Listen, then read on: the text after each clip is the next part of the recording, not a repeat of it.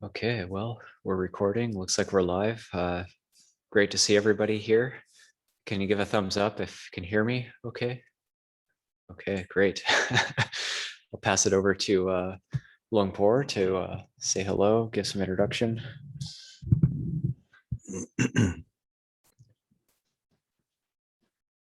Yes, welcome everybody. Upasika Day. Another Upasika, another pandemic Upasika Day. And that's what it is. It was nice to see people gathering, and this is the first Upasika Day of the year, and normally it would be the Upasika Renewal Day, but people can renew that on their own, setting that intention. And we're going to be picking up the overall umbrella topic is around devotion, ritual, and then the actual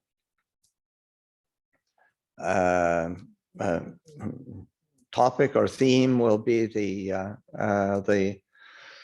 Mahāparinibbāna Sutta, the last days of the Buddha, which we will focus on the last days, because during the winter retreat, we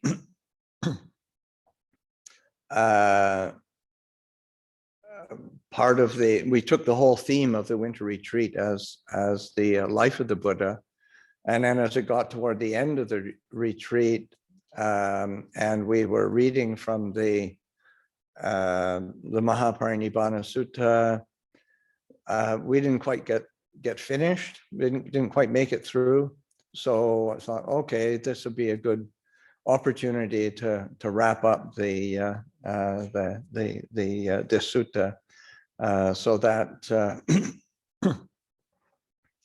we'll begin with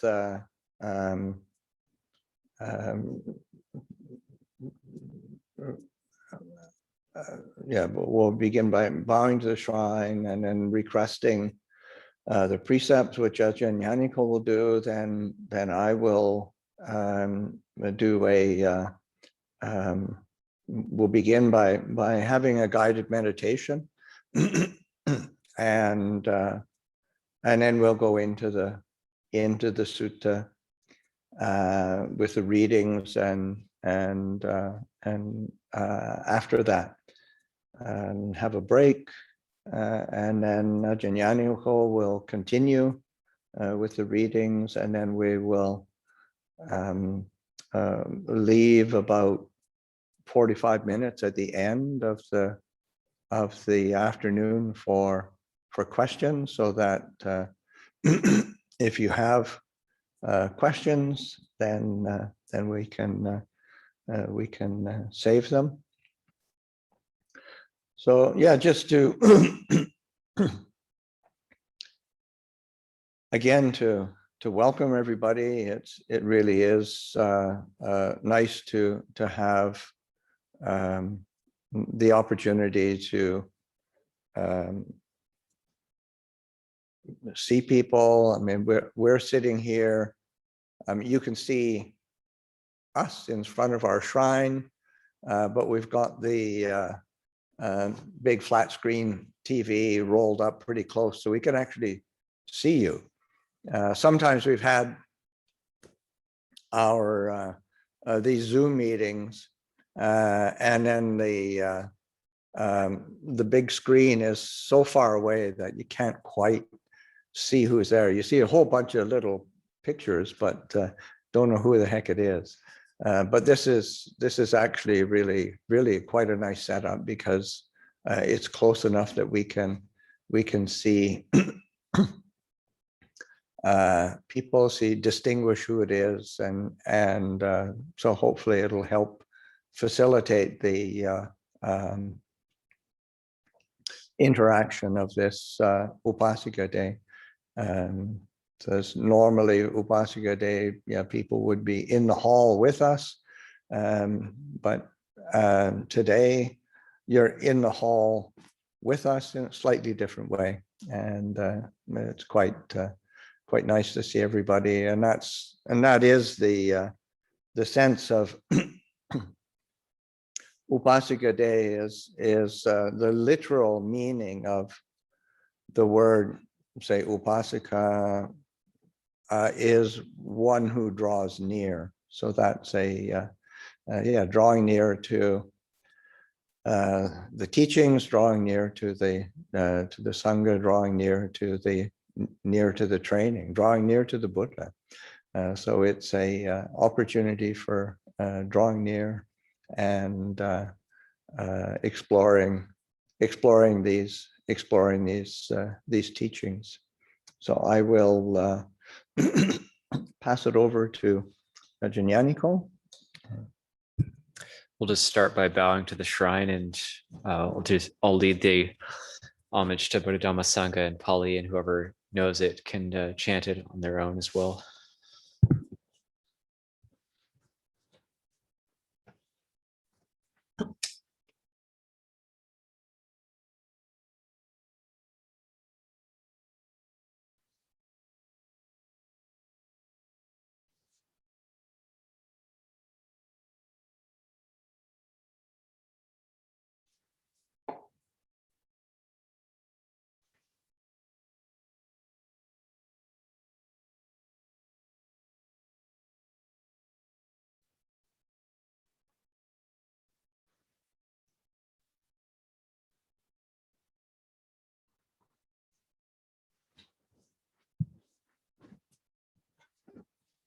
Bow.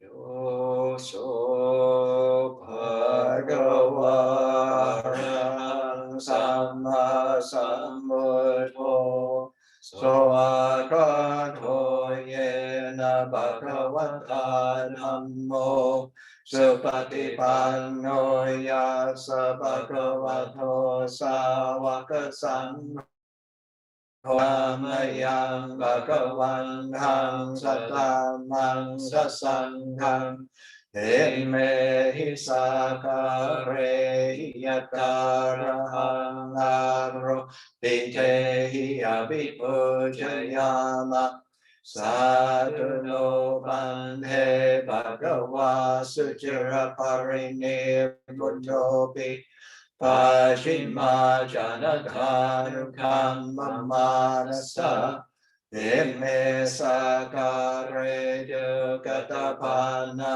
Karabhute Patidannatu Amhakam Nikaratang Nitaya Sukhaya Arahang Samma Sambuddho Bhagava Buddhang Bhagavanthang Abhivademi.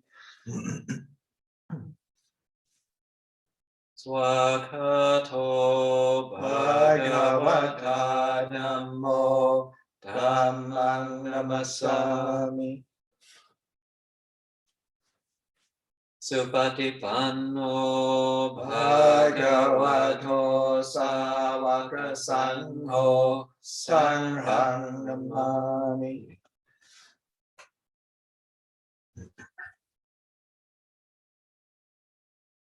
Annamayang Buddhassa Bhagavato Pupapaganamakarang Garomase. Namo tassa bhagavato arahato samma sambuddhassa. Namo tassa bhagavato arahato samma sambuddhassa. Namo tassa bhagavato arahato samma sambuddhassa. bow 3 times.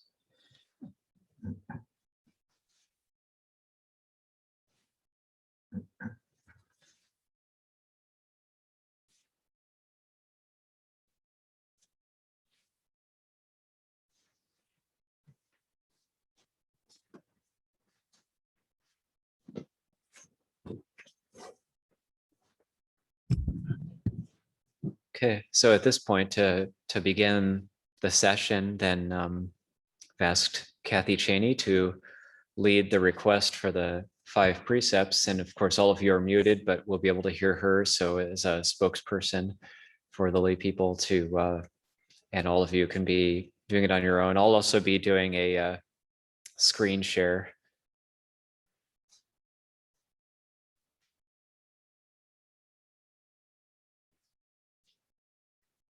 We'll also be doing a screen share with, so people can read the precepts and follow along in that way.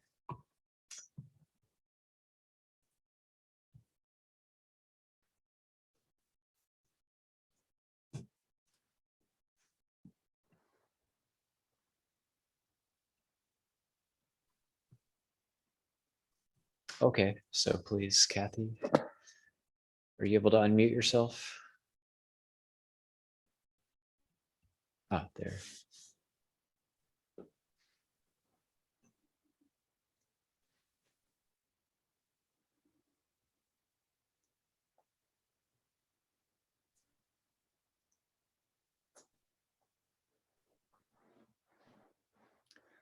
Mayam bante tisaranena saha pancha silani yachama dutiyampi mayam bante tisaranena saha pancha silani yachama dutiyampi mayam bante tisaranena saha pancha silani yachama. Okay, and then if everyone could then repeat after me. Here we are. Namo tassa bhagavato arahato sama sambuddhassa. Namo tassa bhagavato arahato sama sambuddhassa. Namo tassa bhagavato arahato sama sambuddhassa. Namo tassa bhagavato arahato samma sambuddhassa. Namo tassa bhagavato arahato samma sambuddhassa. Namo tassa bhagavato arahato samma sambuddhassa. Buddhaṃ saranang gacchāmi. Buddham saranam gacchami. Dhammang saranang gacchāmi.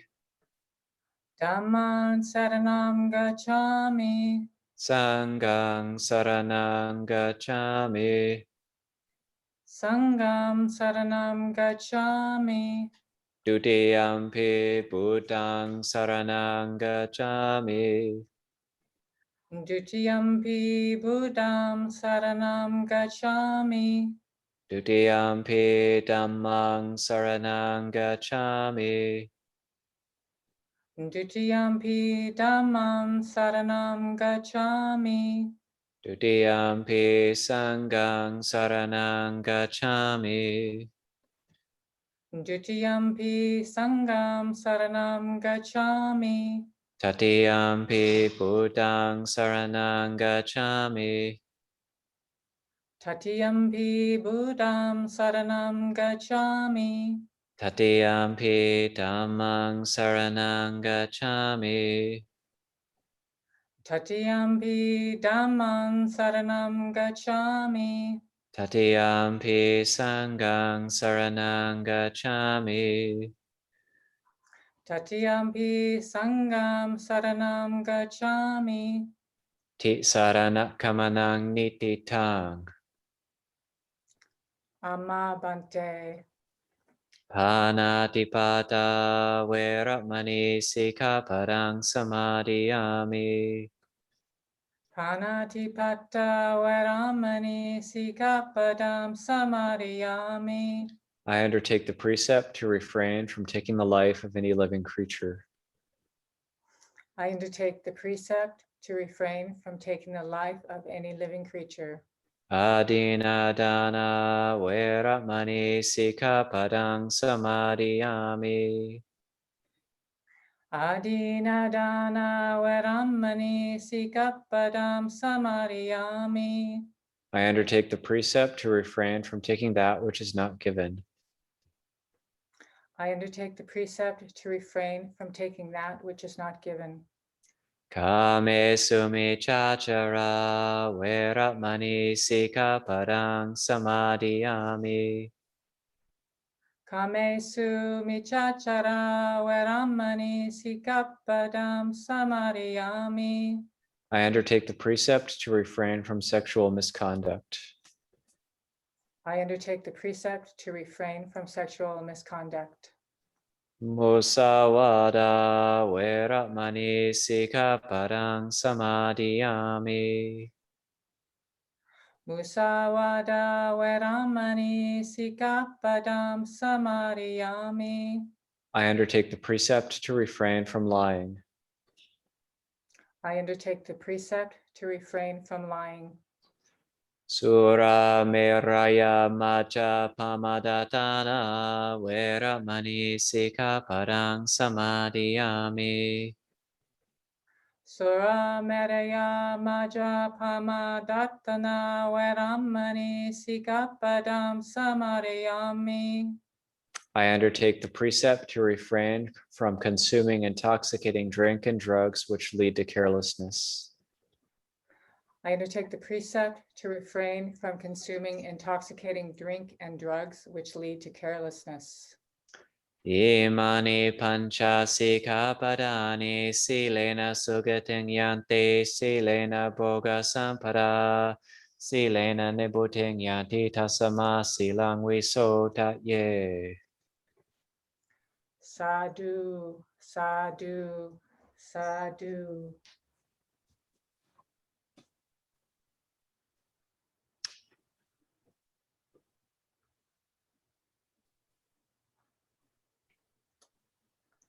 Okay, thank you, Kathy.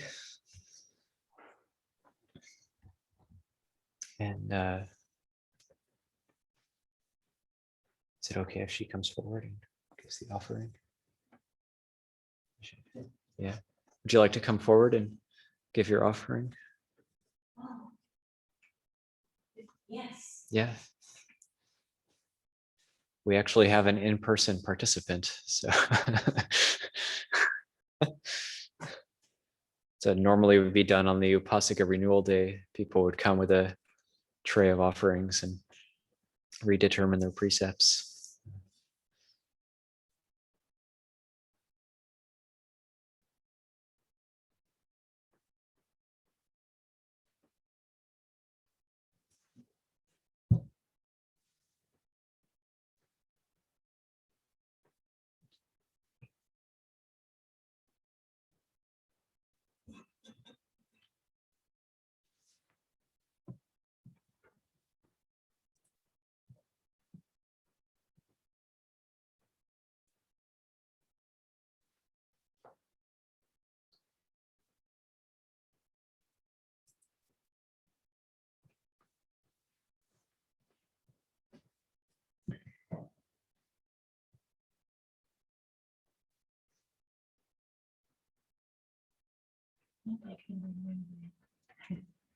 It's okay. I think if you just give the offering and then we'll, because we have everybody else here too.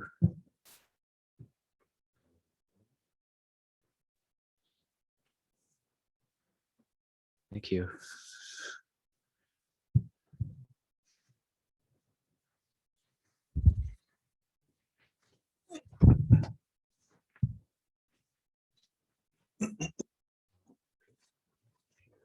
There we go.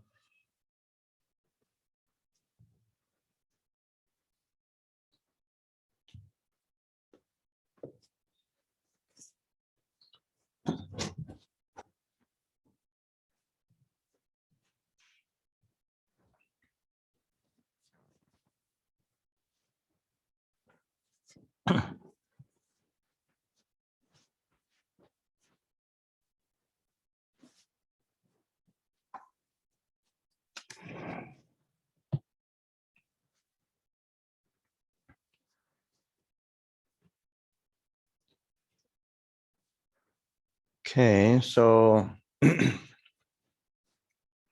having taken on the 3 refuges, 5 precepts, we could take the opportunity to sit in meditation for a short period, make yourselves comfortable, and as this, I say the overarching theme is devotion and ritual, with the kind of the topic of the Mahāparinibbāna Sutta as a kind of illustration or a guide. But the overarching theme of devotion and ritual is what we've just done, refuges and precepts, is on a certain level, it's a ritual. Hopefully it's not ritualized, that it's actually picked up as a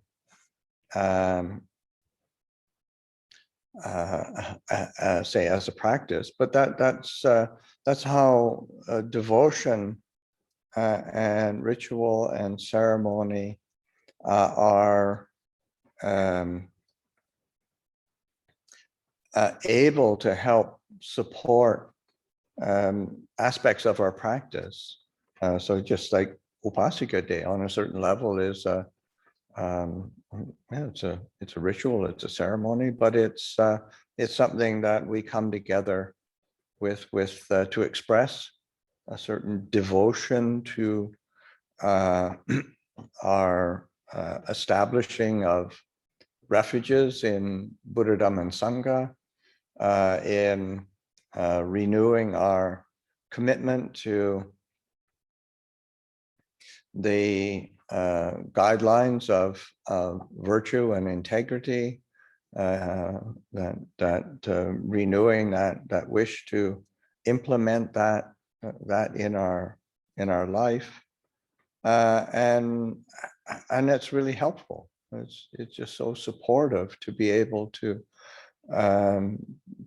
do that, to remind ourselves and to encourage ourselves. What are the fundamentals of practice, and what are the foundations that we want to support for ourselves, so that sense of having occasions for facilitating that renewal. And the aspect of certainly, say in Buddhist practice, devotion doesn't tend to get a whole lot of emphasis, but I think it's important to recognize that it does provide an important base for our practice, for our training, because it's the aspect of so we think of the spiritual faculties, the indriyas. The very first one is faith, saddha, and that can be translated as confidence, it can be translated as faith, it can be translated as devotion, so that it is a spiritual faculty. Those faculties of saddha of faith, saddha virya, sati, samadhi, and panya, so that faith, effort, mindfulness, concentration, meditation, and wisdom, discernment. So those are spiritual faculties to be relied on, and that's quality of devotion or faith is one that does give energy, and so that as we sit in meditation, as we take this opportunity to sit and to kind of review, well, why am I doing this? What's the point of sitting and watching the breath going in and going out? And it's of course it's you said, well, actually, these are integrated practices. We sit in meditation to support a settling of the mind, a stilling of the mind, to draw close to a silence within the heart that is, it's already there.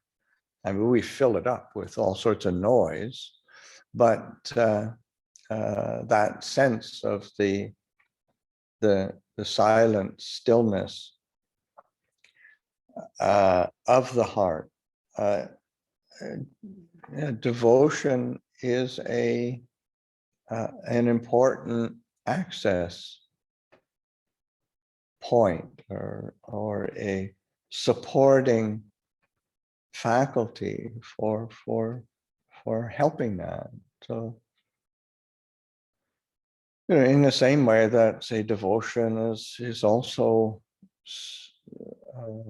relies on and supports a sense of respect or reverence, and that which, in terms of again, these qualities are supporting each other, but when we approach our practice, our training, our cultivation of the meditation, it helps to have that sense of recognition of something that's really worthy of reverence, a source of goodness, source of peace, and drawing close to that. So that sense of devotion is an important emotional tone, because we can't think ourselves rationally into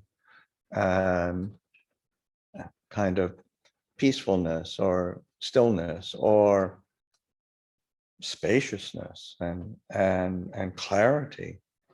We rely on our investigation, but it has to be, again, these are balances that we need to be attending to. So having the opportunity to direct attention with a sense of devotion, a sense of care. So that just beginning the afternoon with a sitting and turning attention to the breath, turning attention to our posture, turning attention to the application of mindfulness and awareness, but paying attention to the the emotional tone that we do it with, in that sense of devotion is a beautiful support for mindfulness, for awareness, for investigation. So that as we breathe in and establish awareness, as the breath goes out and establishing that attention and awareness, rather than it being me trying to control, me trying to gain or get something, me worried about how peaceful I'm going to get, how I'm going to measure up to what I think I should be doing. All of that is that kind of, it just is an obstacle. And devotion is a good tool or quality that helps to clear out a lot of that extraneous kind of blather. I mean, the mind blathers and it goes on. So just taking the time to sit quietly, breathing in with attention, with awareness, staying with the knowing. This is for the, say, the Thai forest tradition, this sense of recollection of the Buddha is recollection of knowing, being the knowing. As the breath comes in, just be the knowing. As the breath goes out, staying with the knowing.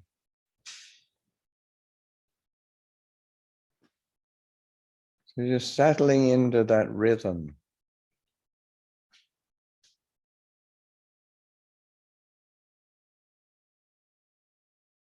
And having a sense of appreciation and devotion to this sense of knowing clearly. It's what we can do. It's actually our, on a certain level, it's our inheritance. It's our natural state. What clouds it, what trips it up are visitors to the mind. So that taking that opportunity to just be with the knowing, relaxing the body, allowing the breath to be just even and settled, but keeping the alertness and presence. As the breath comes in, just being alert and aware. As the breath goes out, staying with that alertness, that awareness. Not straining, not forcing, just delighting in the knowing.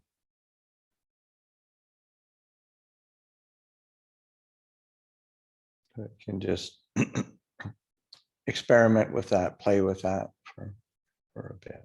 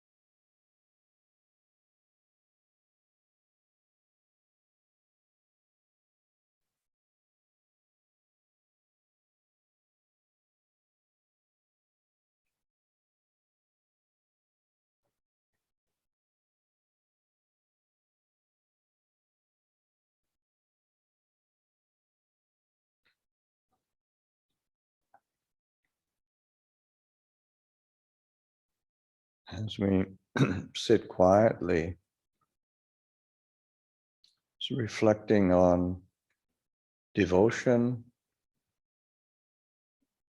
is recognizing that there's many different types of devotion.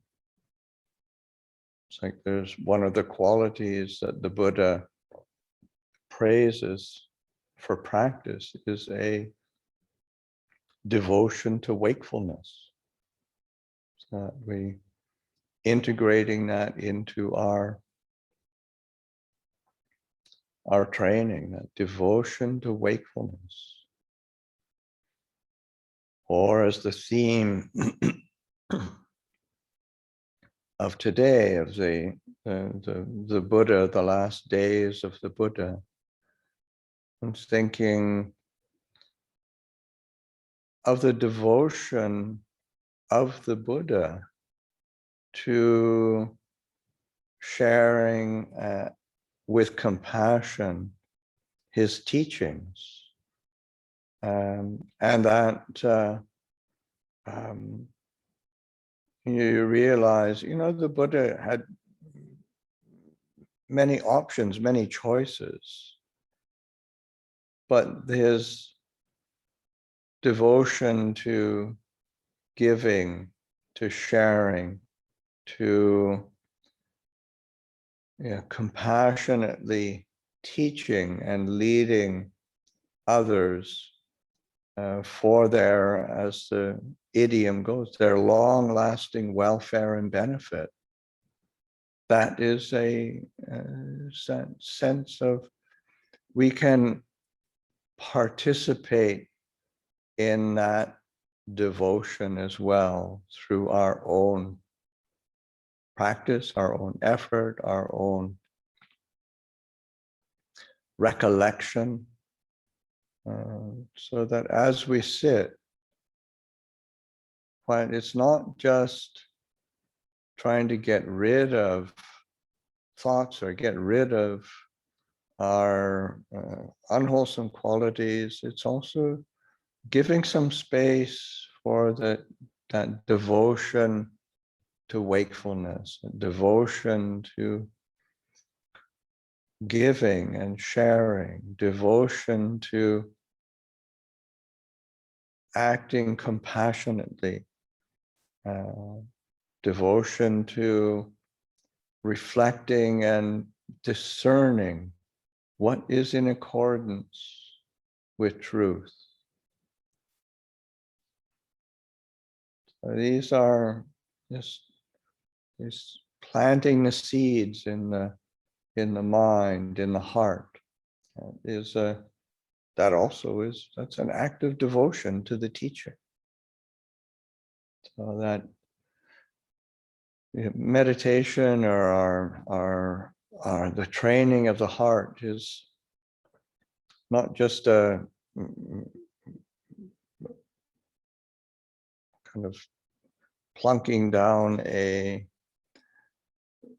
method of meditation and then trying to fulfill it, but exploring what supports this heart of clarity, heart of peace. Each in-breath, each out-breath. Breathing in and being the knowing. Breathing out, and just that staying with, supporting that quality of knowing.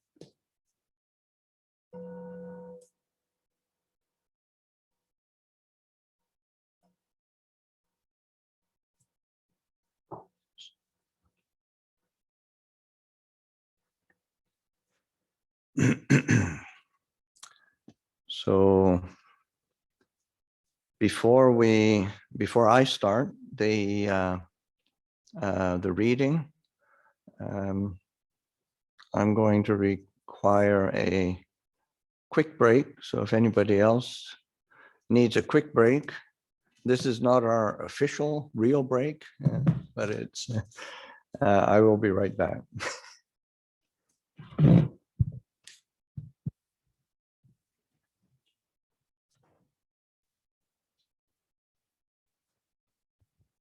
This is the break before the break.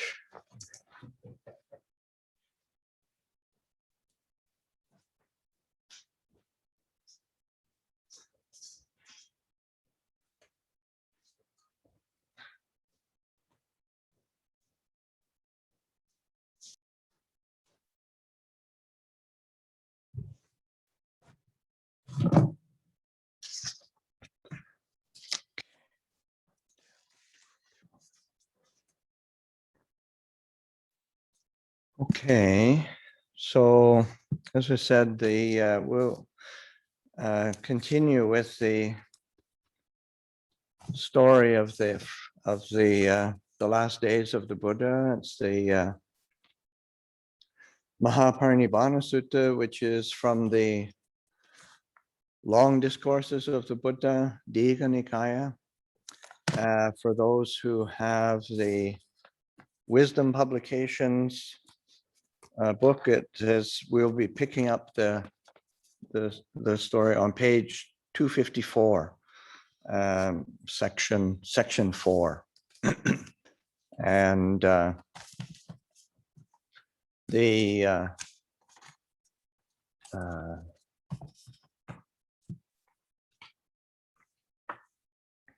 this is probably the only sutta that is really a narrative following a timeline, and in all of the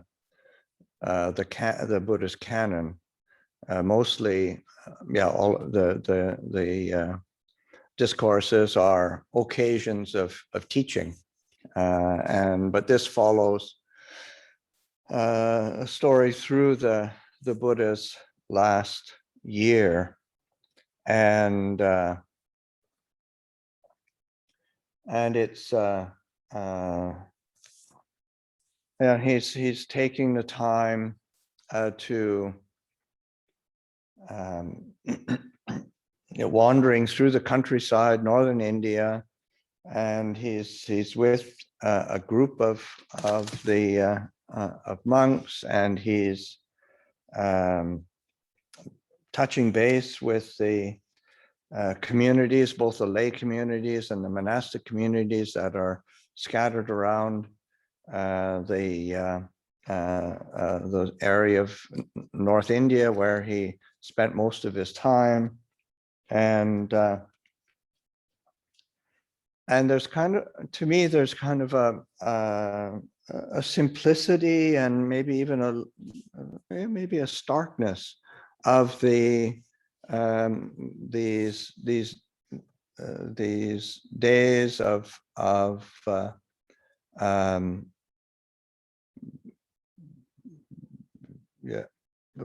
wandering, and the Buddha already knows that it's these are his last days, and he is so there's a certain poignancy and to me beauty of this going and visiting and reiterating the foundations of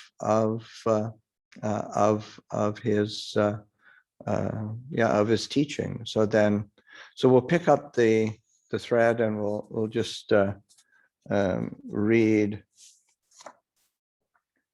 Then the Lord, having risen early and dressed, took his robe and bowl and went into Vesali for alms. So Vesali is one of the important cities in the time of the Buddha. He had many disciples there, and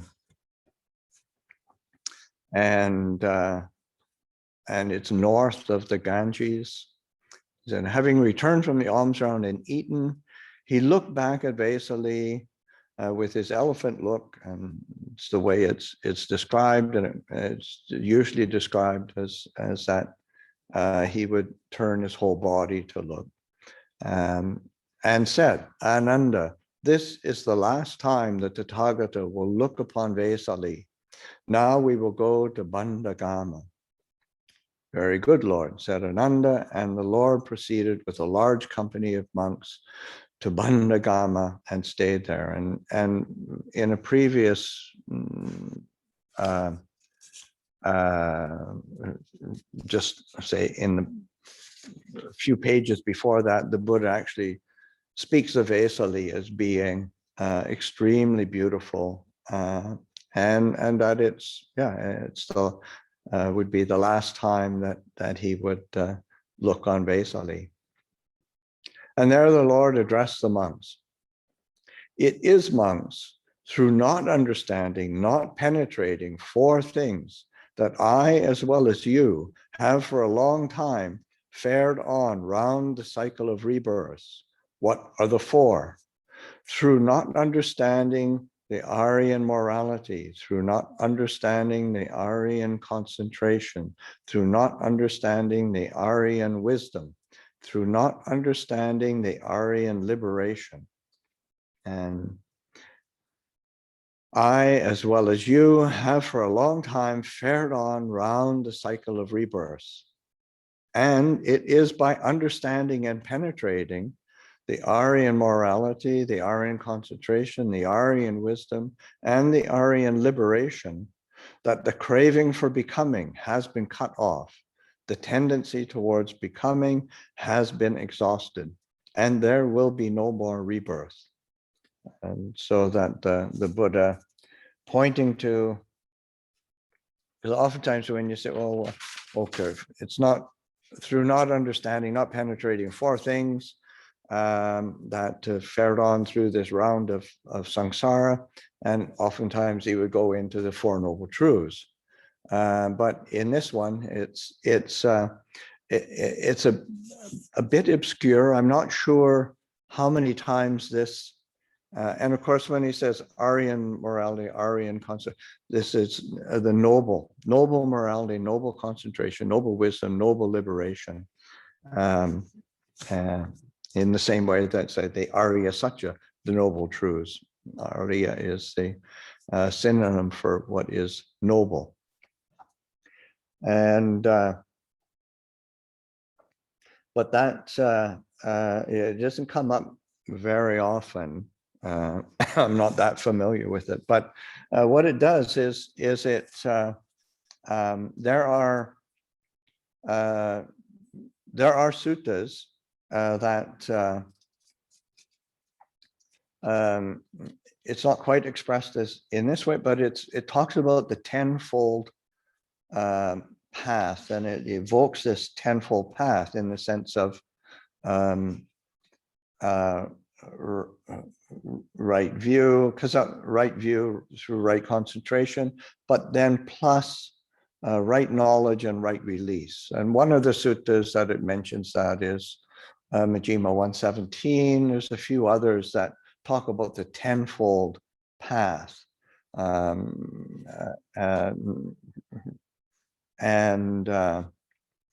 that's starting from Sammaditthi and then through all the different aspects of the Eightfold Path, Samma Sati, Samma Samadhi, but then right knowledge is Samma Jnana, and right release is Samma Vimutti.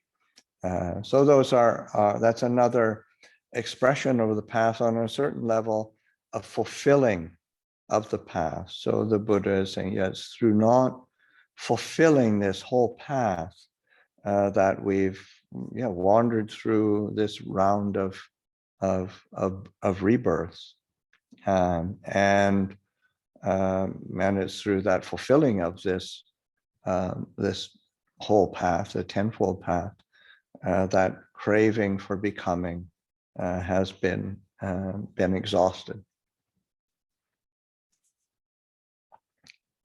So then the sutta continues. Thus the Lord spoke. The welfare having thus spoken, the teacher said this: morality, samadhi, wisdom, and final release.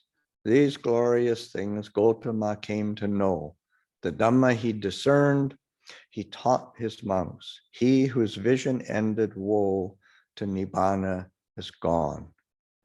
And this is a verse that it says has been put in by the compilers of the canon.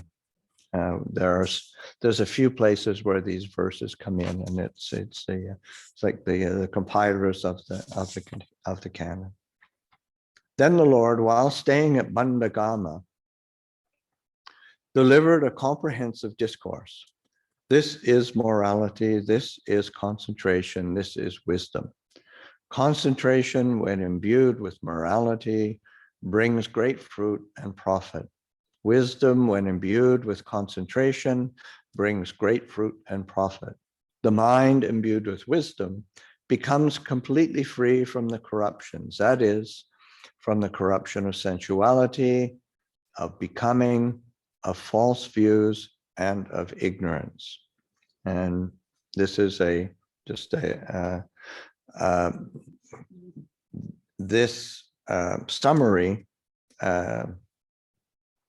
comes up all through this sutta, right from the early part of the sutta where the Buddha went.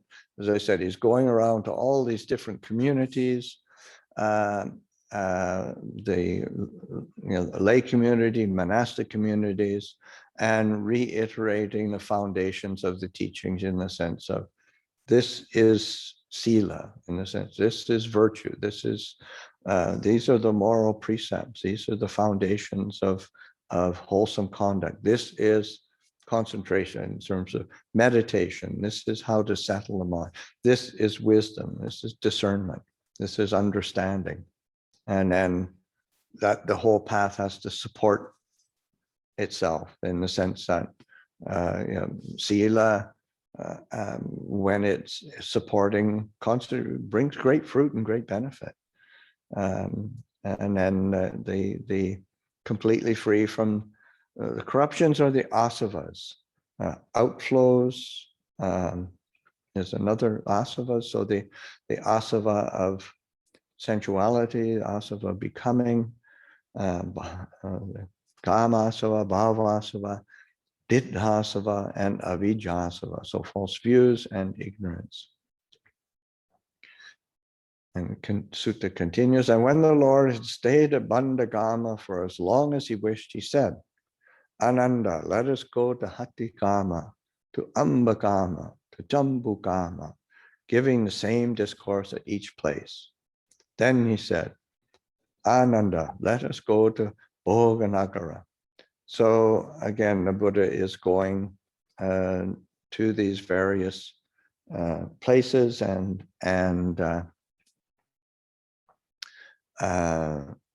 visiting the communities and teaching. And very good, Lord, said Ananda. Also, just to remind people, if questions come up, and just jot them down to remind yourself, and then when we get to the end, we'll be able to focus on the questions. Very good, Lord, said Ananda. And the Lord went with a large company amongst the Bhoganagara. At Bhoganagara, the Lord stayed at the Ananda shrine. And here he said to the monks, monks, I will teach you 4 criteria.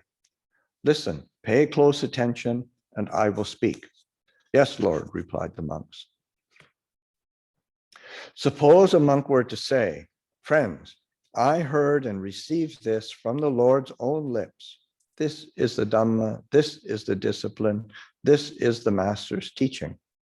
Then, monks, you should neither approve nor disapprove his words. Then, without approving or disapproving, his words and expressions should be carefully noted and compared with the suttas and reviewed in the light of the discipline. If they, on such comparison and review, are found not to conform to the suttas or the discipline, the conclusion must be, assuredly, this is not the word of the Buddha. It has been wrongly understood by this monk, and the matter is to be rejected. But where on such comparison and review, they are found to conform to the suttas or the discipline, the conclusion must be, assuredly, this is the word of the Buddha. It has been rightly understood by this monk. This is the first criterion.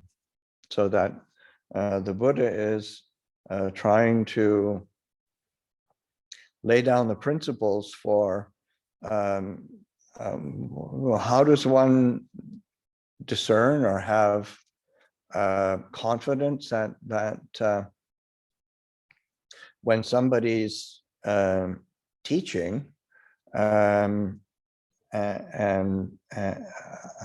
instructing and are saying that they are disciples of the Buddha, and then the first is, okay, the person says they heard it from the Buddha himself, and then but then you've got to listen to it and not sort of immediately react in the sense of approval or disapproval.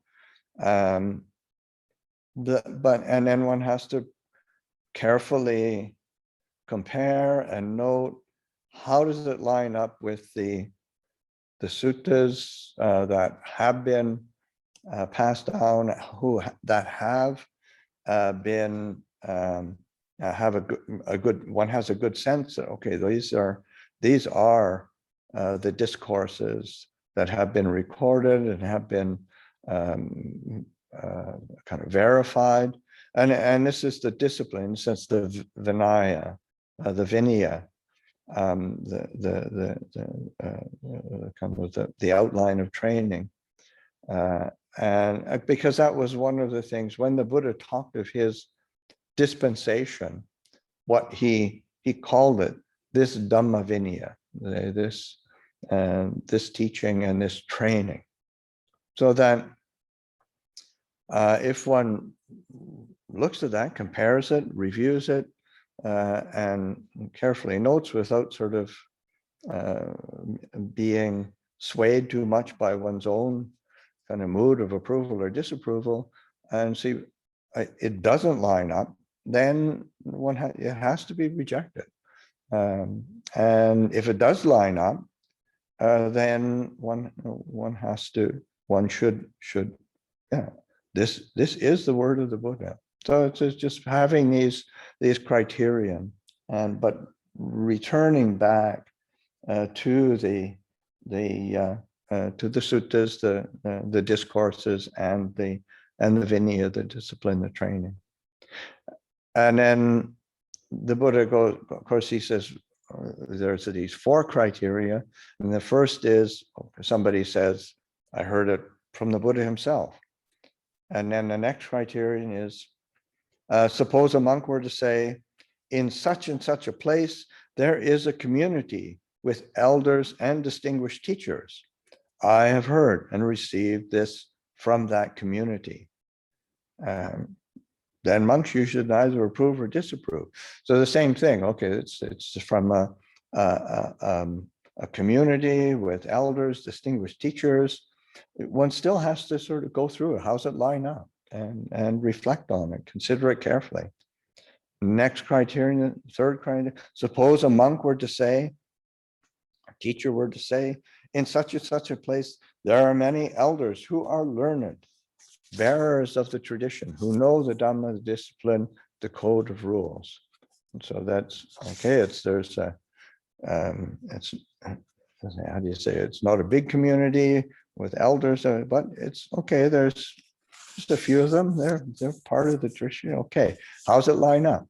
And then that's the third criterion. Fourth criterion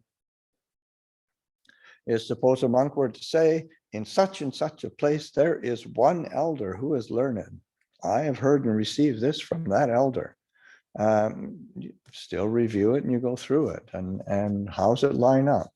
And yeah, if it doesn't conform, doesn't line up, okay, you have to set it aside.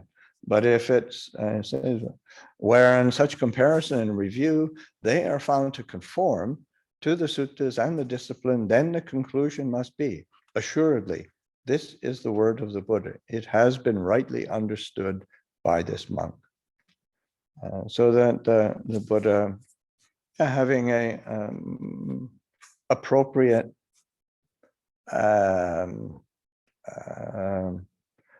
recognition that yeah, there's going to be confusion in the future of what the heck and everybody, of course, is going to say, well, this is what the Buddha said. And then it's sort of, well, I remember there was a Japanese monk who he was trained in Thailand, and then he went back to after many years, he went to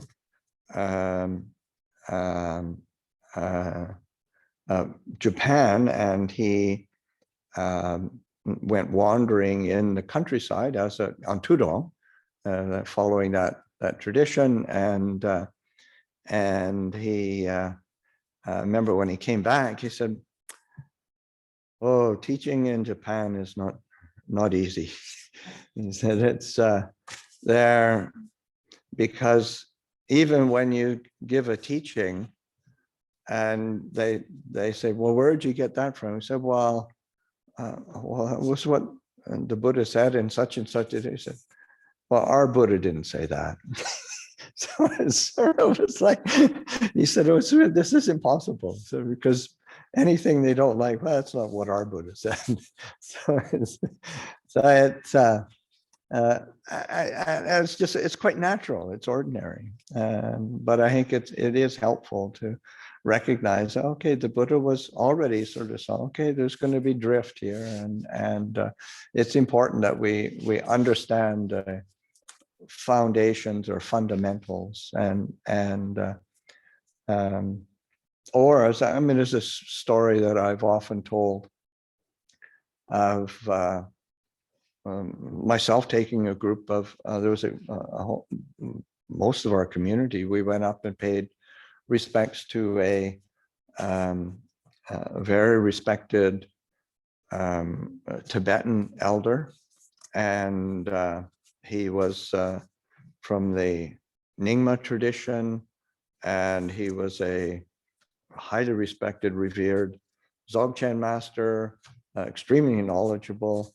He was the preceptor for the Nyingma tradition, and one of the things, he gave a talk, and of course his knowledge was very vast, and their tradition is quite different. But one of the things, there's a large group of people gathered to pay respects to him, and one of the things he said was that, you're here in America, you're exposed to all sorts of different teachings. And he said, but what's really important is for you to understand that if you hear a teaching, practice a teaching, are exposed to whatever, if it isn't rooted and grounded in the Four Noble Truths, it's not Buddhism. Which is quite, it would be exactly what most of the Thai forest tradition would say, or so it's and of course he had, in their Vajrayana tradition, he's had access to a huge array of different teachings, but whatever the case, it still comes back to these Four Noble Truths. And similarly in this sense, okay, this is Sila, this is Samadhi, this is Panya, or this is the Eightfold Path. This is the way of practice leading to right knowledge and right liberation. Okay, we'll continue. The Buddha continues on. Then the Lord, while staying at Boganagara, delivered a comprehensive discourse. This is morality, this is concentration, this is wisdom. This theme keeps going over and over. And when the Lord had stayed at Boganagara for as long as he wished, he said, Ananda, let us go to Bhava. Very good, Lord, said Ananda, and the Lord went with the large company of monks to Bhava, where he stayed at the mango grove of Chunda the smith. And Chunda heard that the Lord had arrived at Bhava and was staying at his mango grove. So he went to the Lord, saluted him, and sat down to one side. And the Lord inspired, fired, and delighted him with a talk on Dhamma. Then Chunda said, may the Lord accept a meal from me tomorrow with his order of monks. And the Lord consented by silence. And Chunda, understanding his consent, rose from his seat, saluted the Lord, and passing by to the right, departed. And as the night was ending, Chunda had a fine meal of hard and soft food prepared with abundance of quote unquote pig's delight. And when it was ready, he reported to the Lord, Lord, the meal is ready. And of course, this what he translates as pig's delight. The translator, Morris Walsh, says he specifically translated it vaguely, as the term is actually not clear, and the commentators, both ancient and modern, have disagreed as to what it is. And sukala is pig, pork, and madhava is sort of soft, tender, delicate. And the main kind of translations have been that it could be it could be like a pork dish of some sort, tender parts of a pig or boar, wild boar. To the other sort of main thrust, sort of what is enjoyed by pigs or boars, mushrooms, truffles, yams, something. And there's many opinions and whatnot. But it was something. So anyway, the meal is ready. Then the Lord, having dressed in the morning, took his robe and bowl and went with his order of monks to Chunda's dwelling, where he sat down on the prepared seat and said, serve the quote unquote pig's delight that has been prepared to me, and serve the remaining hard and soft food to the order of monks. Very good, Lord, said Chunda, and did so. Then the Lord said to Chunda, whatever is left over of the pig's delight, you should bury in a pit, because Chunda, I can see none in this world with its devas, Mars, and Brahmins, in this generation with its ascetics and Brahmins, its princes and people who, if they were to eat it, could thoroughly digest it, except the Tathagata. Of course, the Buddha couldn't do it either, but that's did him in. Very good, Lord, said Chunda, and having buried the remains of the pig's delight in a pit, he came to the Lord, saluted him, and sat down to one side. Then the Lord, having instructed, inspired, fired, and delighted him with the talk on Dhamma, rose from his seat and departed.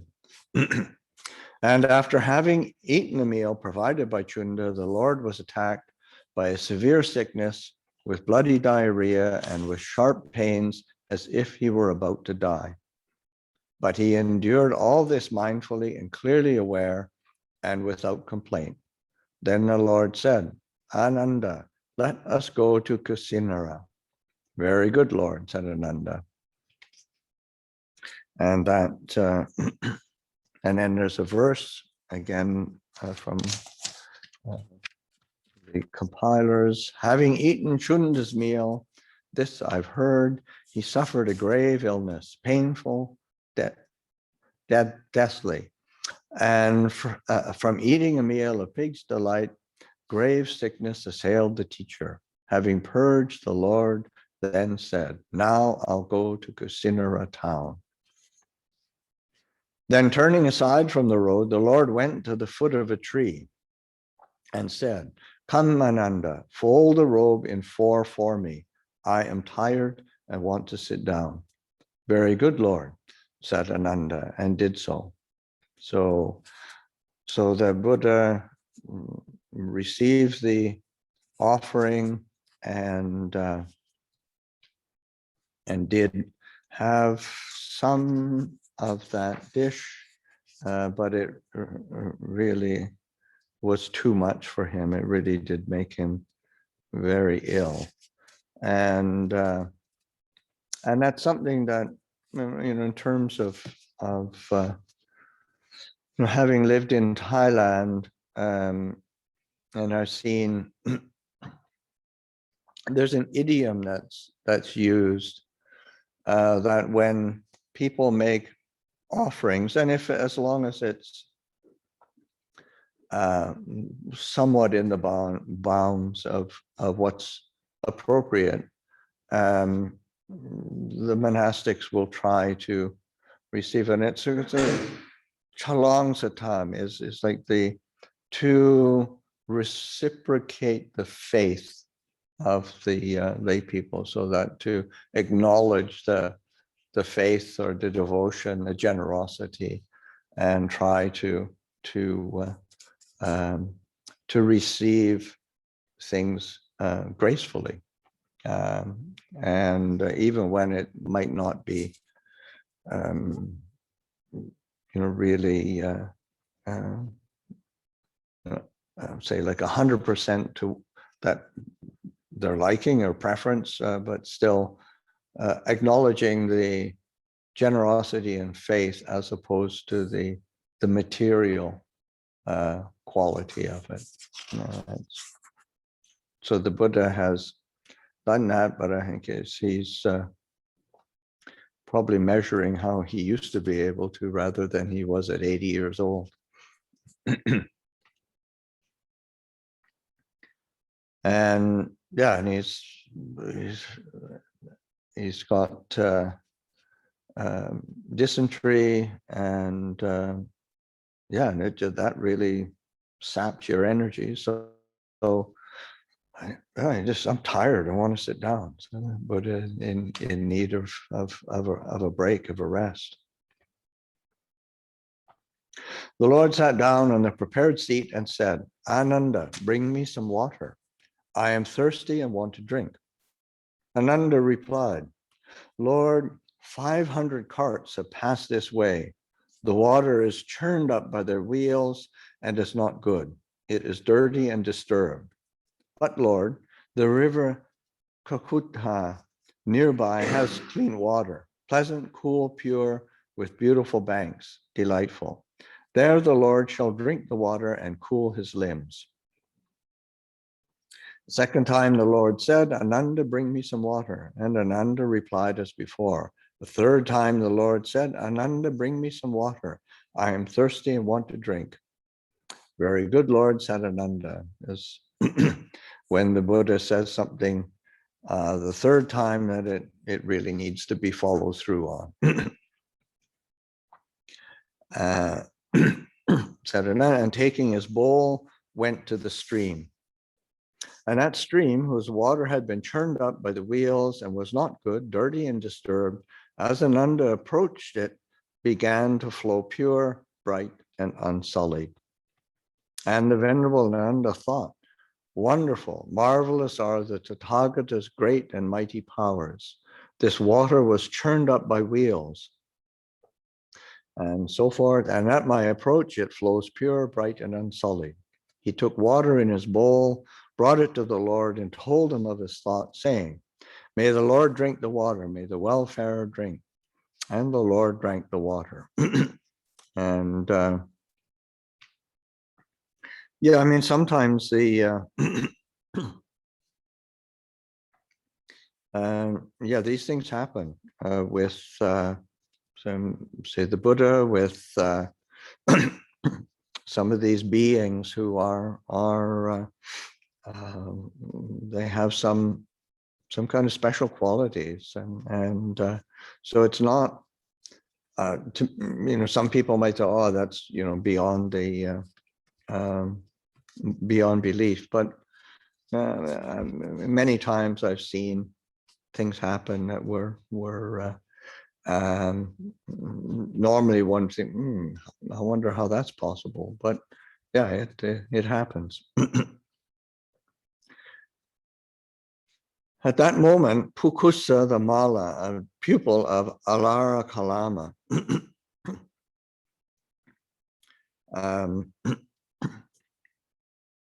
was going along the main road from Kusinara to Pava. Seeing the Lord sitting under a tree, he went over, saluted him, and sat down to one side. Then he said, "It is wonderful, Lord. It is marvelous how calm these wanderers are." Once Lord Alara Kalama was going along the main road, and this story, I mean, I'll read it, but the Morris's comment, Morris Walsh, the translator's comment in the footnotes, he calls it a ridiculous story being of later or addition. So he wasn't. I mean, he did the translation, but I don't think he was impressed by it. And it does have the flavor of something that certainly added, but it's what's been passed down, and I think it's helpful to again, the sense of okay, well, does it really line up? Is it? I mean, the Buddha was giving the I say passing on the responsibility to us to reflect, and then even if some stories seem, is that a bit much? Is that actually part of it? But rather, how do we use it? How do we apply it? What ways can we? What can we draw from it? And in some things, okay, maybe not so much, but it can be set aside. Once Lord Alara Kalama was going along the main road, and turning aside, he went and sat down under a nearby tree to take his siesta, and 500 carts went rumbling by very close to him. A man who was walking along behind them came to Alara Kalama and said, "Lord, did you not see 500 carts go by?" "No, friend, I did not." "But you didn't hear them, Lord?" "No, friend, I did not." "Well, were you asleep?" "No, friend, I was not asleep." "Then, Lord, were you conscious?" "Yes, friend."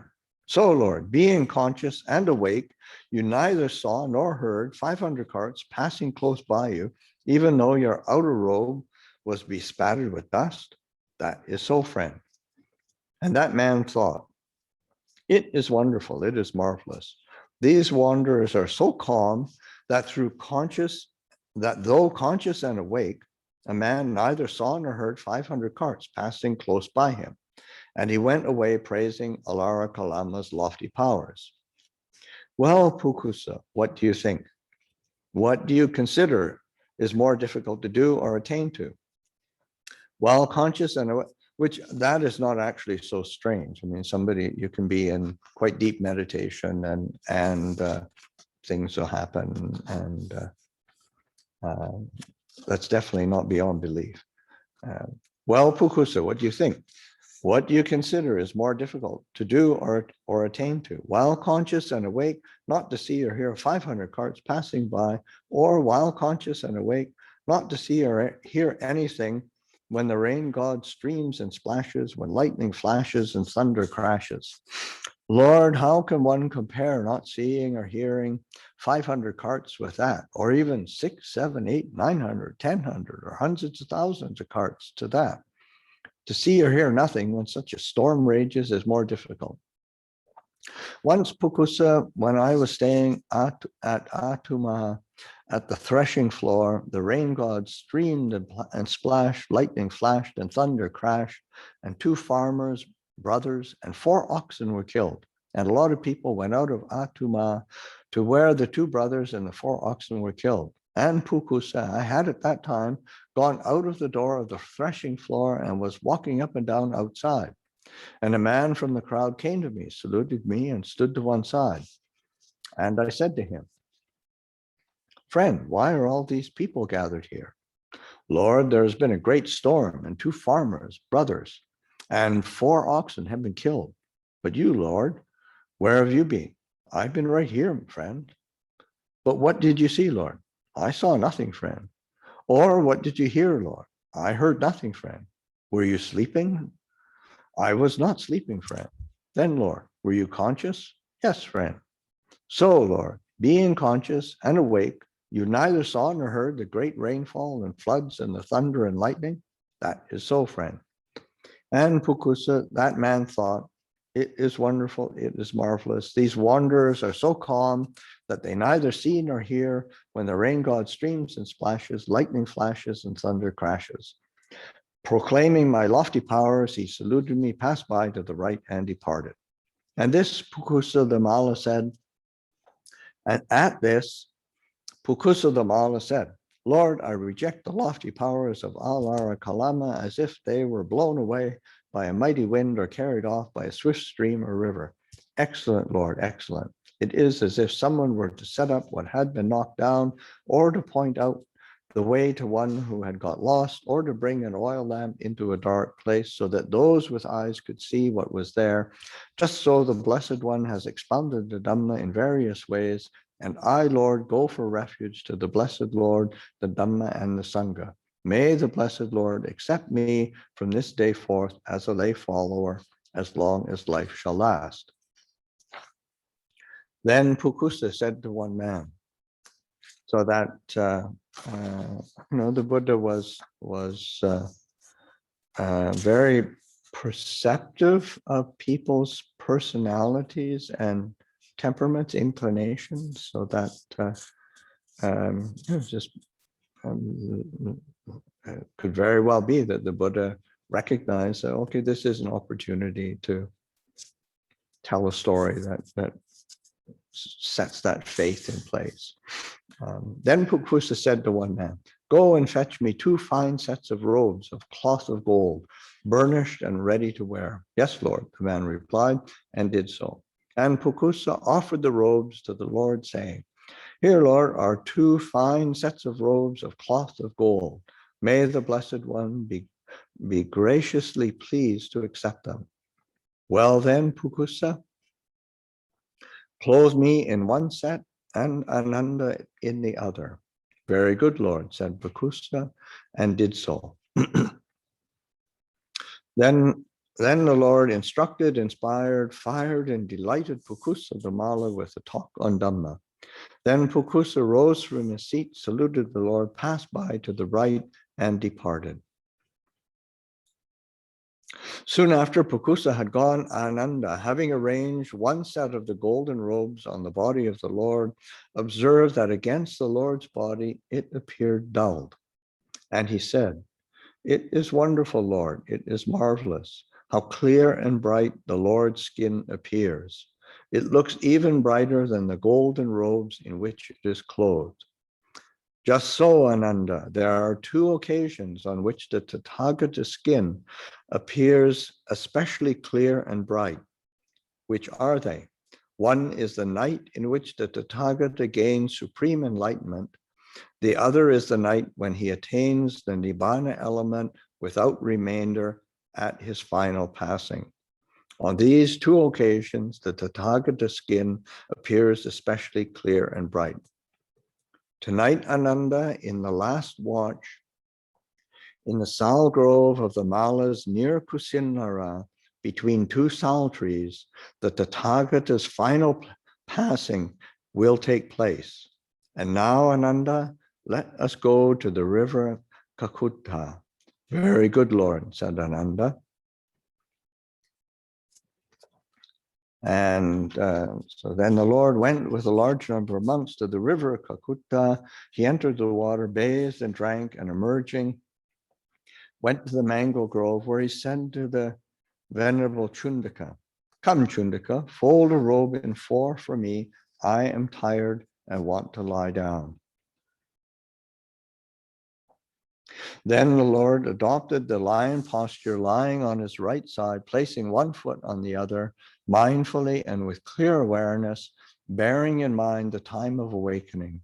And the Venerable Chundaka sat down in front of the Lord. And then these are verses again from the compilers.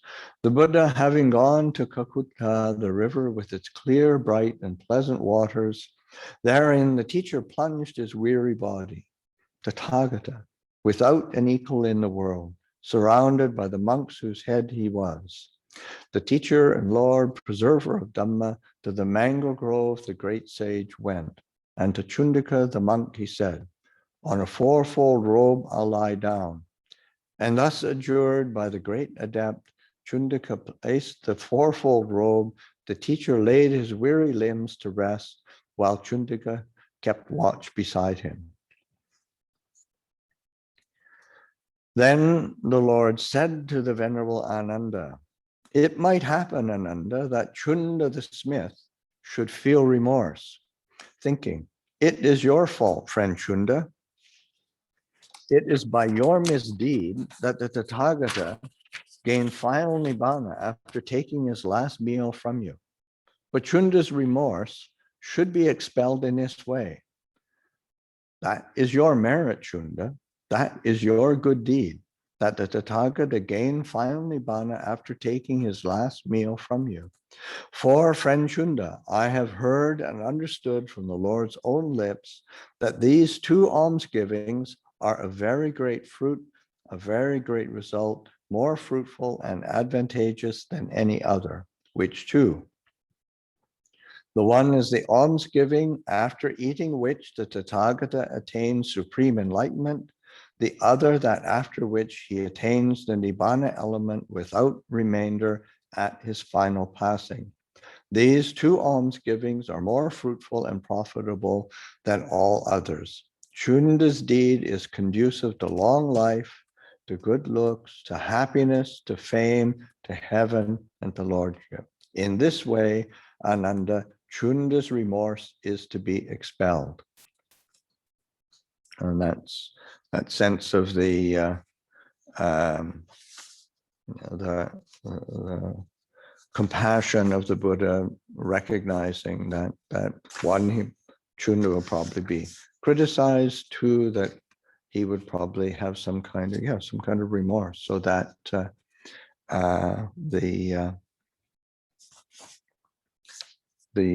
Buddha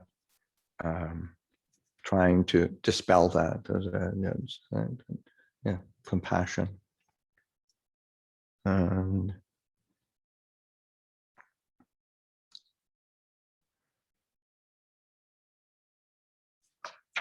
then goes into,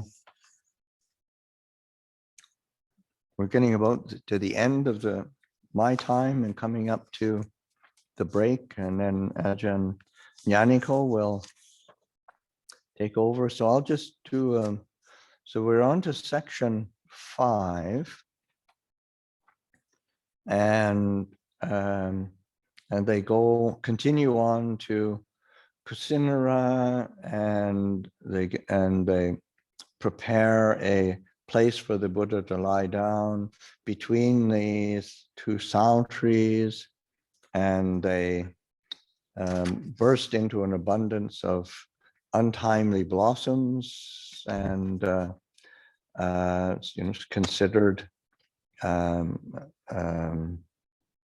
very special,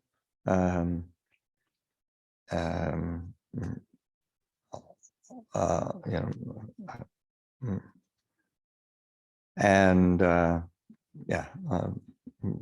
divine coral tree flowers falling from the sky, and of course Ananda says this is amazing, this is wonderful. There's all these divine blossoms, divine music, and so and all these astounding things where the Buddha is being honored, revered, esteemed, worshipped, and adored by devas and celestial beings. And what the Buddha sort of said, yes, that's happening. He said, but that's that is an extreme way of worshiping. He said, and yet Ananda, whatever monk, nun, male or female lay follower, dwells practicing the Dhamma properly and perfectly fulfills the Dhamma way, he or she honors the Tathagata, reveres and esteems him, and pays him the supreme homage. Therefore, Ananda, the quote, we will dwell practicing the Dhamma properly and perfectly fulfill the Dhamma way. This must be your watchword.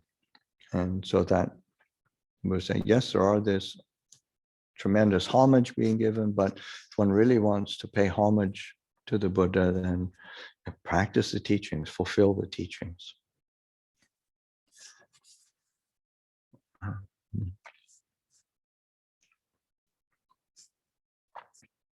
And then there's and then the Buddha speaks of the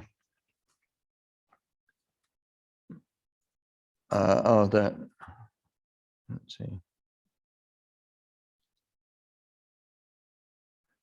The various devas are experiencing grief, and the Buddha says, well, there's also besides those devas, there's devas who are free from craving, and saying, all compounded things are impermanent. What's the use of this? And Lord and this, of course, the place is surrounded by many devas. There was one of his attendants was standing at the in front of the Lord, fanning him, and the Buddha asked him to move so that because the devas wanted to see the Buddha.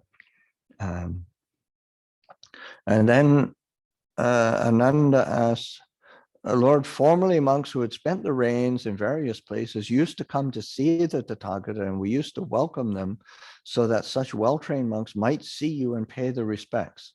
But with the Lord's passing, we shall no longer have a chance to do this. And then the Buddha said, Ananda, there are 4 places, the sight of which should arouse emotion in the faithful. And that emotion is Samvega, so a sense of religious emotion, a sense of urgency. Which are they? And the first, here the Tathagata was born, is the first. So that's at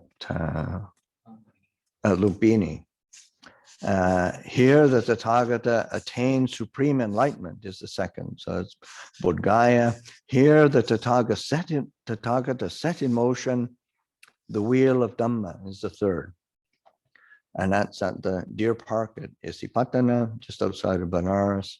Here the Tathagata attained the Nibbana element without remainder, is the fourth. So it's a Kusinara. And Ananda, the faithful monks and nuns, male and female lay followers, will visit those places. And any who die while making the pilgrimage to these shrines with a devout heart will, at the breaking up of the body after death, be reborn in a heavenly world.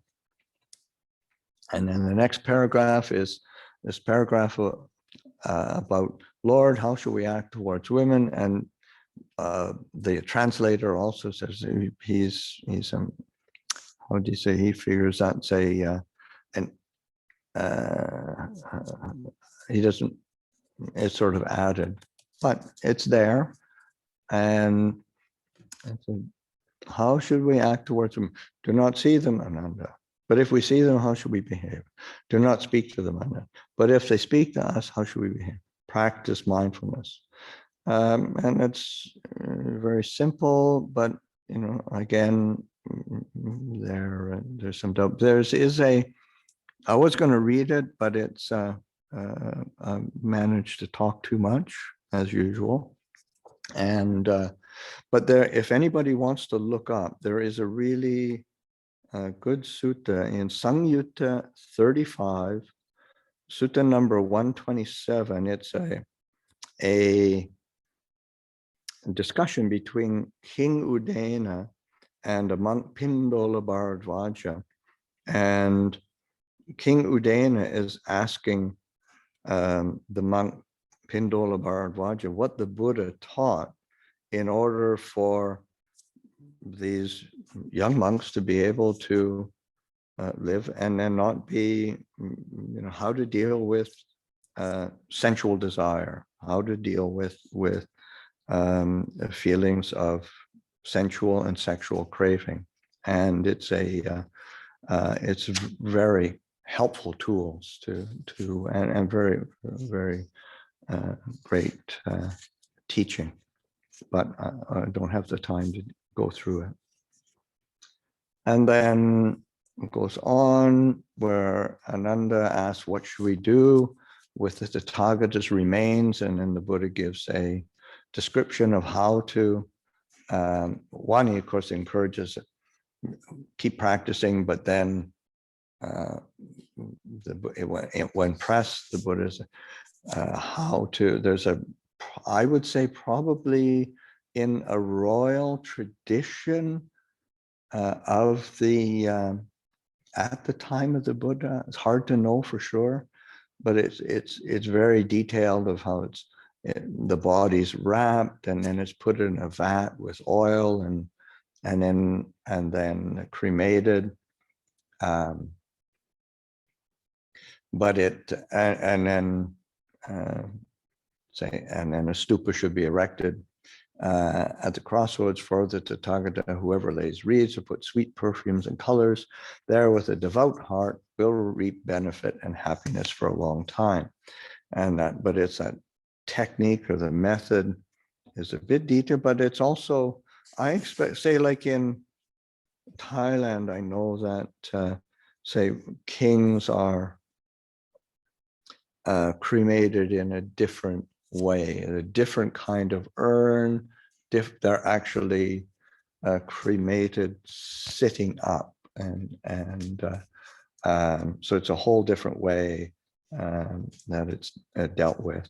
So I imagine it's similar to that. Indian tradition probably has something similar.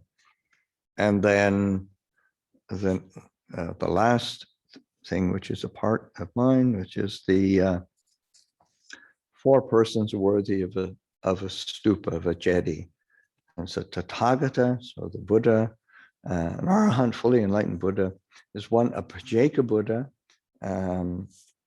which is a self-awakened one who has, and then a disciple of the Tathagata, and a wheel-turning monarch is one. And he said, and why is each of these worthy of a stupa? Because Ananda, at the thought, this is the stupa or jedi of a Tathagata, of a Upasika Buddha, of a disciple of a wheel-turning monarch. People's hearts are made peaceful, and then at the breaking up of the body after death, they go to a good destiny and re-arise in a heavenly world. That is the reason, and those are the 4 who are worthy of a stupa. And that's the end of my section. So we will have a break, 15-minute break, and so we'll come back about 10 after.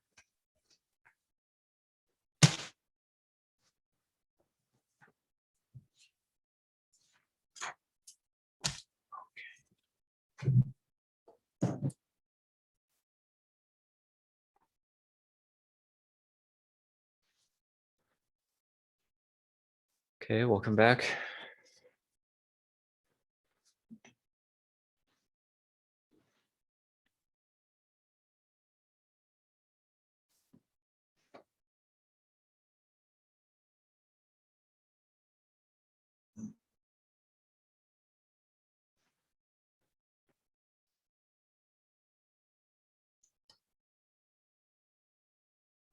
We'll wait for one more minute while people come back.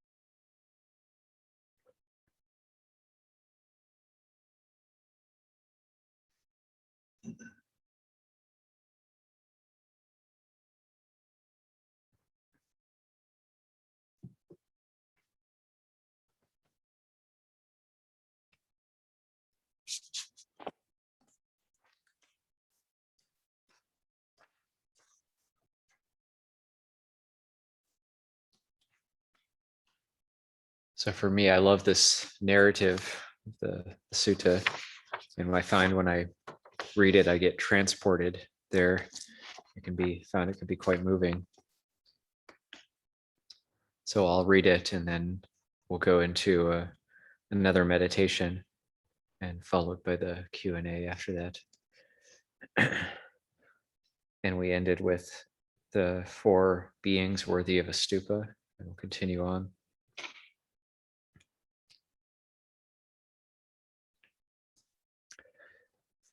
And the Venerable Ananda went into his lodging and stood lamenting, leaning on the doorpost. Alas, I am still a learner with much to do, and the teacher is passing away, who was so compassionate to me. Then the Lord inquired of the monks where Ananda was, and they told him. So he said to a certain monk, "Go, monk, and say to Ananda from me, 'Friend Ananda, the teacher summons you.' 'Very good, Lord,' said the monk, and did so.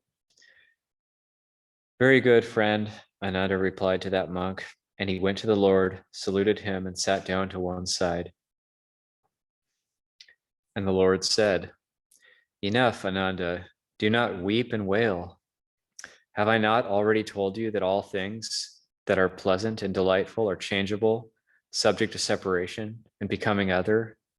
So how could it be, Ananda, since whatever is born, become, compounded, is subject to decay? How could it be that it should not pass away? For a long time, Ananda, you have been in the Tathagata's presence, showing loving kindness in acts of body, speech, and mind, beneficially, blessedly, wholeheartedly, and unstintingly. You have achieved much merit, Ananda. Make the effort, and in a short time you will be free of the corruptions.' Then the Lord addressed the monks. 'Monks, all those who were Arahant, fully enlightened Buddhas in the past, have had just such a chief attendant as Ananda, and so too will those blessed lords who come in the future. Monks, Ananda is wise. He knows when it is the right time for monks to come to see the Tathagata, when it is the right time for nuns, for male lay followers, for female lay followers, for kings, for royal ministers, for leaders of other schools, and for their pupils. Ananda has 4 remarkable and wonderful qualities. What are they?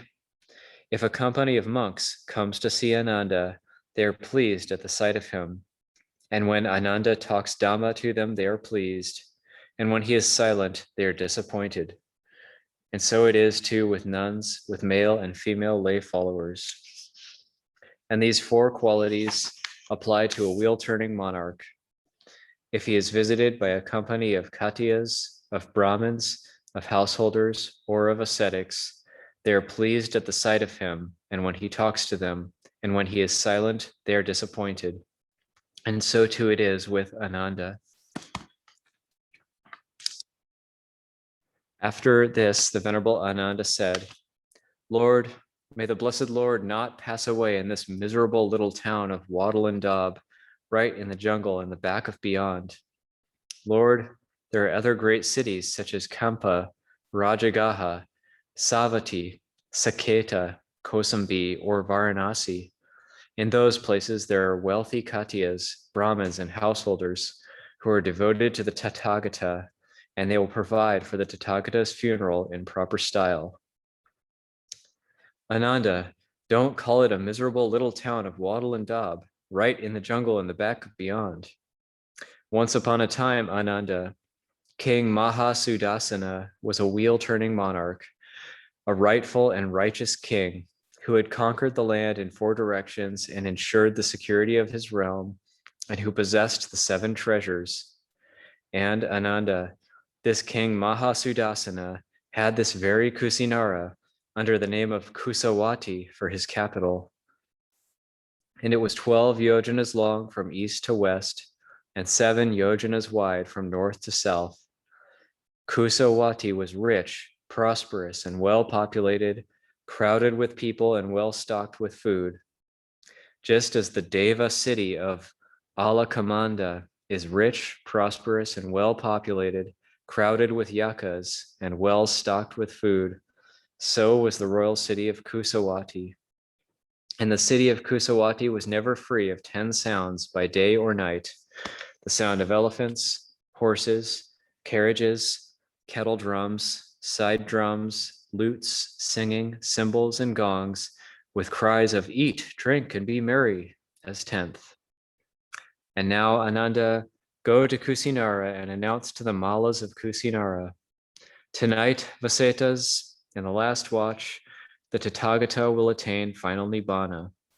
Approach him, Vasetas, approach him, lest later you should regret it, saying, the Tathagata passed away in our parish, and we did not take the opportunity to see him for the last time. Very good, Lord, said Ananda, and taking robe and bowl, he went with a companion to Kusinara.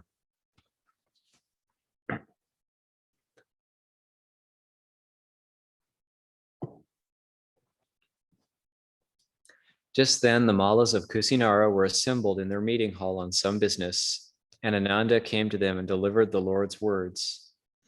And when they heard Ananda's words, the Malas, with their sons, daughters-in-law, and wives, were struck with anguish and sorrow. Their minds were overcome with grief, so that they were all weeping and tearing their hair. Then they all went to the sal grove where the Venerable Ananda was. And Ananda thought, if I allow the Malas of Kusinara to salute the Lord individually, the night will have passed before they have all paid homage. I had better let them pay homage family by family, saying, Lord, the Mala so-and-so with his children, his wife, Lord's feet. And so he presented them in that way, and thus allowed all the Malas of Kusinara to pay homage to the Lord in the first watch. And at that time, a wanderer called Subhadda was in Kusinara, and he heard that the ascetic Gotama was to attain final Nibbana in the final watch of that night.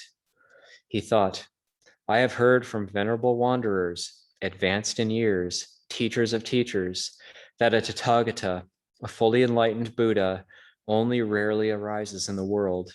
And tonight, in the last watch, the ascetic Gotama will attain final Nibbana.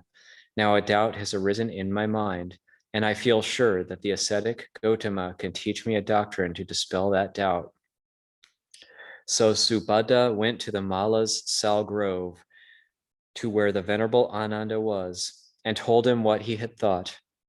Reverend Ananda, may I be permitted to see the ascetic Gotama?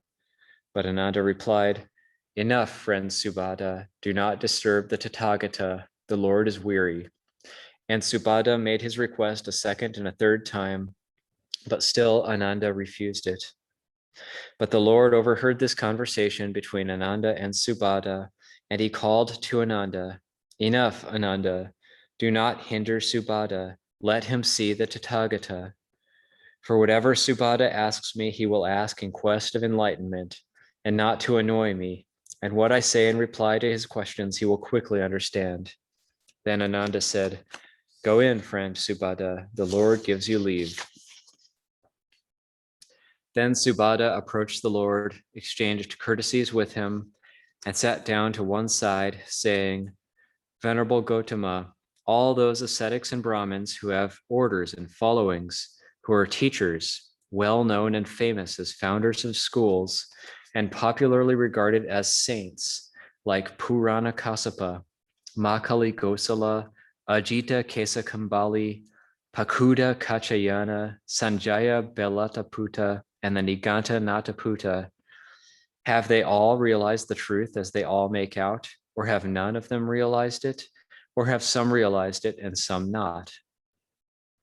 Enough, Subhada, never mind whether all or none or some of them have realized the truth. I will teach you the Dhamma, Subhada. Listen, pay close attention, and I will speak. Yes, Lord, said Subhada, and the Lord said, in whatever Dhamma and discipline the Noble Eightfold Path is not found, no ascetic is found of the first, the second, the third, or the fourth grade. And that's Sotapanna, Sakadagami, Anagami, or Arhant, or in English is the stream enterer, the once returner, non-returner, and Arhant. But such ascetics can be found of the first, second, third, and fourth grade in a Dhamma and discipline where the Noble Eightfold Path is found. Now, Subhada, in this Dhamma and discipline, the Noble Eightfold Path is found, and in it are to be found ascetics of the first, second, third, and fourth grade. Those other schools are devoid of true ascetics. But if in this one, the monks were to live the life to perfection, the world would not lack for arhants. And there's verses. 29 years of age I was when I went forth to seek the good. Now over 50 years have passed since the day that I went forth to roam the realm of wisdom's law, outside of which no ascetic is of the first, second, third, or fourth degree. Other schools of such are bare, but if here monks live perfectly, the world won't lack for arhants. At this, the wanderer Subhada said, Excellent, Lord, excellent. It is as if someone were to set up what had been knocked down, or to point out the way to one who had got lost, or to bring an oil lamp into a dark place so that those with eyes could see what was there. Just so the blessed Lord has expounded the Dhamma in various ways. And I, Lord, go for refuge to the blessed Lord, to the Dhamma, and to the Sangha. May I receive the going forth in the Lord's presence. May I receive ordination. Subhada, whoever coming from another school seeks the going forth in ordination in this Dhamma and discipline must wait 4 months on probation. At the end of 4 months, those monks who are established in mind may let him go forth and give him ordination to the status of a monk. However, there can be a distinction of persons. Lord, if those coming from other schools must wait for 4 months on probation, I will wait 4 years, and then let them give me the going forth and the ordination. But the Lord said to Ananda, let Subhada go forth. Very good, Lord, said Ananda. And Subhada said to the Venerable Ananda, Friend Ananda, it is a great gain for you all. It is very profitable for you that you have attained the consecration of discipleship in the teacher's presence.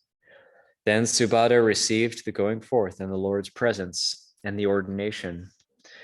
And from the moment of his ordination, the Venerable Subhada, alone, secluded, unwearying, zealous, and resolute, in a short time attained to that for which young men of good family go forth from the whole household life into homelessness, that unexcelled culmination of the holy life, having realized it here and now by his own insight and dwelt therein.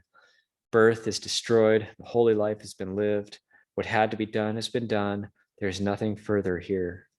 And the Venerable Subhada became another of the Arhants, and he was the last personal disciple of the Buddha.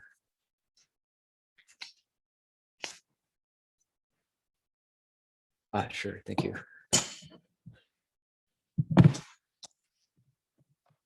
It's a very heavy book.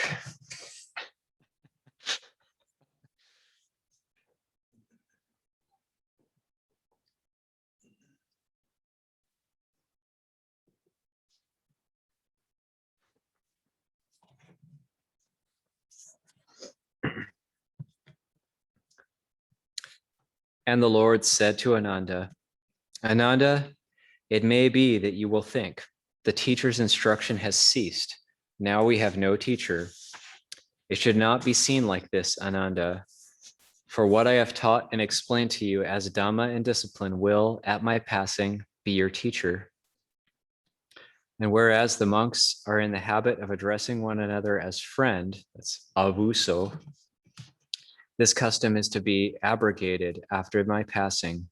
Senior monks shall address more junior monks by their name, their clan, or as friend, whereas more junior monks are to address their seniors as either Lord or as Venerable Sir, Bhante. If they wish, the order may abolish the minor rules after my passing. I'll read a note about that. The Buddha is setting everything in place for his passing away. The Sangha did not take advantage of this permission, mainly because Ananda had omitted to inquire which rules were to be regarded as minor. It would not be appropriate to get involved here in modern debates on the subject.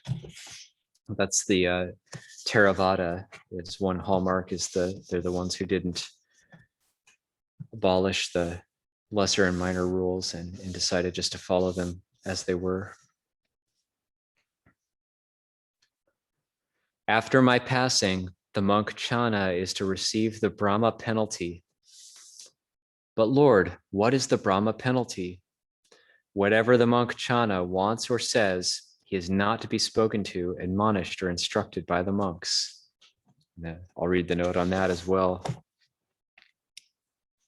The Brahma Danda, used in a different sense, in a different sutta, Chana had been Gautama's charioteer and had since joined the order, but showed a perverse spirit. And he was very difficult to give instruction to. And he kept saying, well, I was the one who caused the Buddha to go forth. I'm the one who should be instructing you. Who are you to tell me? I should be telling you. So he was difficult to teach.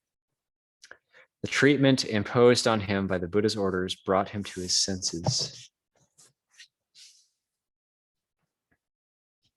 Then the Lord addressed the monks, saying, it may be, monks, that some monk has doubts or uncertainty about the Buddha, the Dhamma, the Sangha, or about the path or the practice. Ask, monks. Do not afterwards feel remorse, thinking, the teacher was there before us, and we failed to ask the Lord face to face. At these words, the monks were silent. The Lord repeated his words a second and a third time, and still the monks were silent. Then the Lord said, perhaps, monks, you do not ask out of respect for the teacher.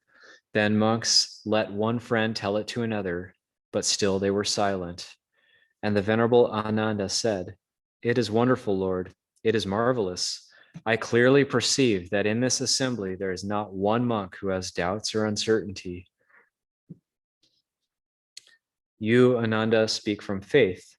But the Tathagata knows that in this assembly there is not one monk who has doubts or uncertainty about the Buddha, the Dhamma, or the Sangha, or about the path or the practice. Ananda, the least one of these 500 monks is a stream enterer, incapable of falling into states of woe, certain of Nibbana.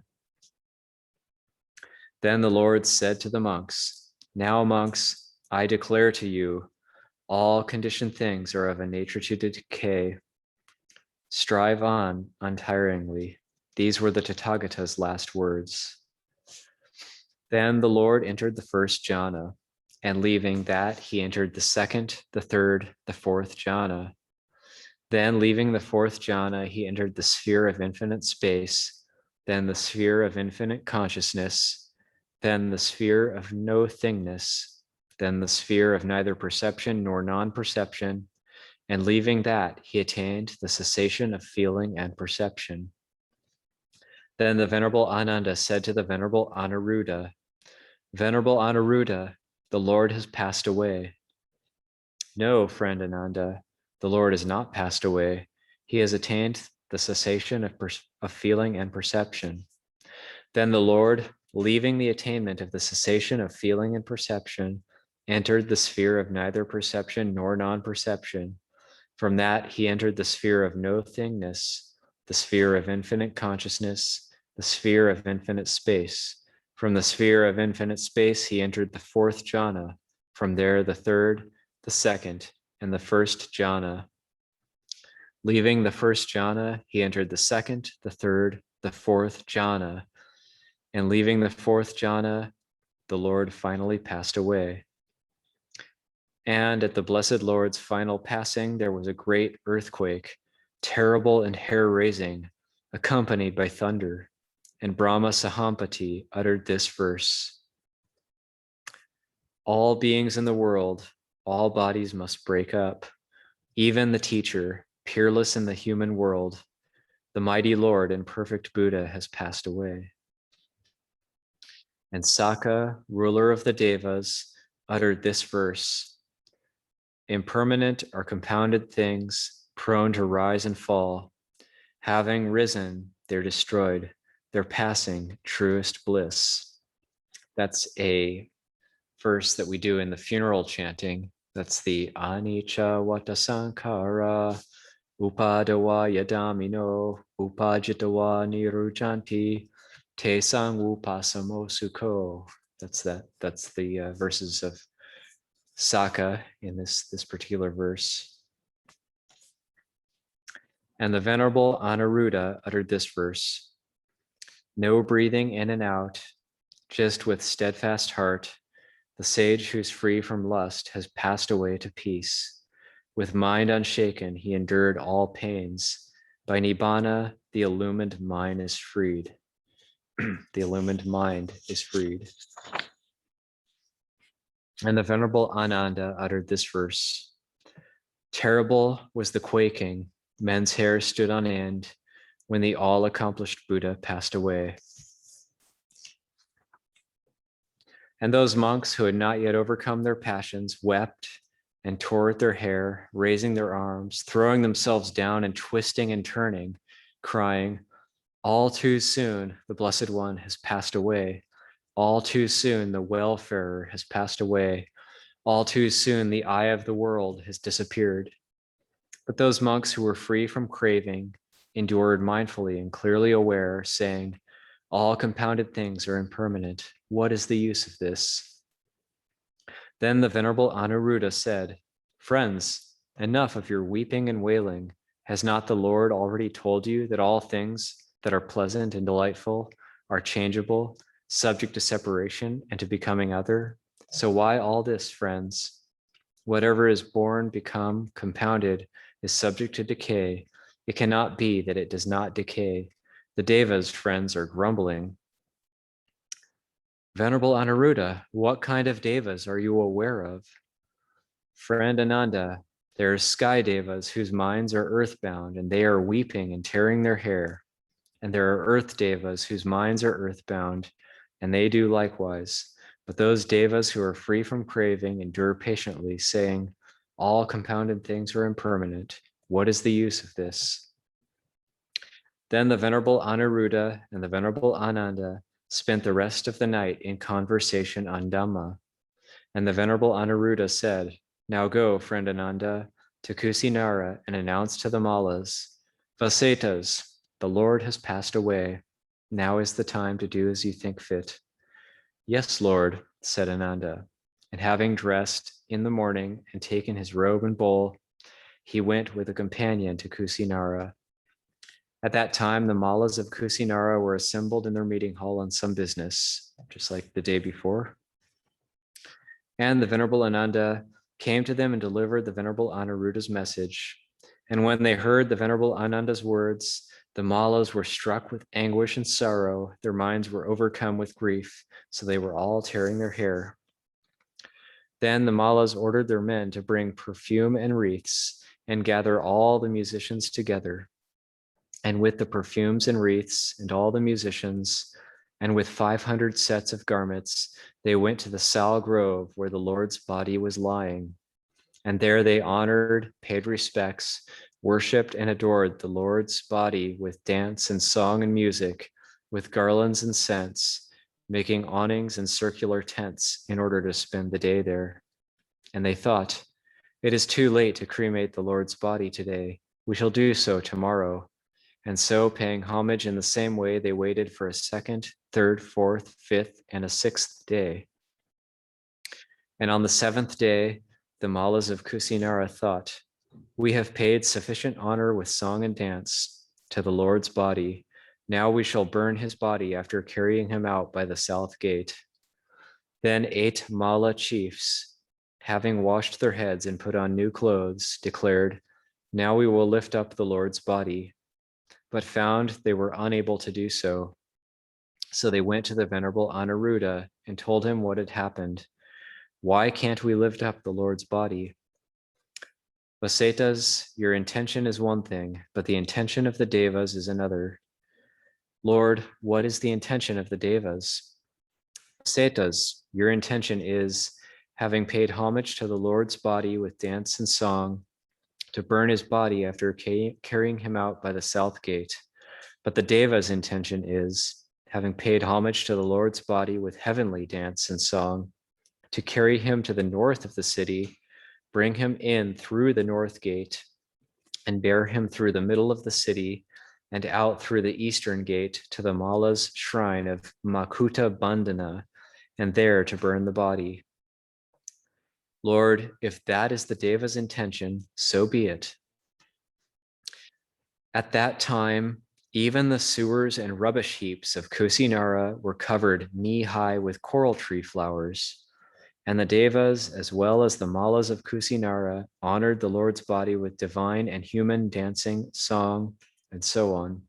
And they carried the body to the north of the city, brought it in through the north gate, through the middle of the city, and out through the eastern gate to the Mala's shrine of Makuta Bandhana, where they set the body down. Then they asked the Venerable Ananda, "Lord, how should we deal with the body of the Tathagata?" "Vasetas, you should deal with the Tathagata's body as you would that of a wheel-turning monarch." "And how do they deal with that?" "Vasetas, the remains are wrapped in a new linen cloth. This they wrap in teased cotton wool. Then, having made a funeral pyre of all manner of perfumes, they cremate the king's body, and they raise a stupa at a crossroads. Then the Mallas ordered their men to bring their teased cotton wool, and they dealt with the Tathagata's body accordingly. Now just then, the Venerable Mahākassapa was traveling along the main road from Pava to Kusinara with a large company of about 500 monks. And leaving the road, the Venerable Mahākassapa sat down under a tree, and a certain Ajivaka chanced to be coming along the main road toward Pava, and he had picked a coral tree flower in Kusinara. The Venerable Mahākassapa saw him coming from afar and said to him, "Friend, do you know our teacher?" "Yes, friend, I do. The ascetic Gotama passed away a week ago. I picked this coral tree flower there." And those monks who had not yet overcome their passions wept and tore their hair. Those monks who were free from craving endured mindfully and clearly aware, saying, "All compounded things are impermanent. What is the use of this?" And sitting in the group was one Subhada, and this is a different Subhada than the final bhikkhu disciple of the Buddha, just happens to have the same name. And sitting in the group was one monk named Subhada, who had gone forth late in life, and he said to those monks, "Enough, friends, do not weep and wail. We are well rid of the great ascetic. We were always bothered by his saying, 'It is fitting for you to do this, it is not fitting for you to do that.'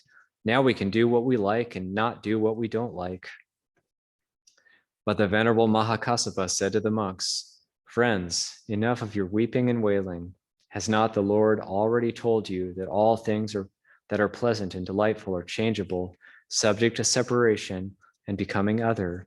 So why all this, friends? Whatever is born, become, compounded, is subject to decay. It cannot be that it does not decay." Meanwhile, 4 Malla chiefs, having washed their heads and put on new clothes, said, "We will light the Lord's funeral pyre," but they were unable to do so. They went to the Venerable Anuruddha and asked him why this was. Vasetas, your intention is one thing, but that of the Devas is another. Well, Lord, what is the intention of the Devas? Vasetas, the Devas' intention is this. The Venerable Mahākassapa is coming along the main road from Pava to Kusinara with a large company of 500 monks. The Lord's funeral pyre will not be lit until the Venerable Mahākassapa has paid homage with his head to the Lord's feet. Lord, if that is the Deva's intention, so be it.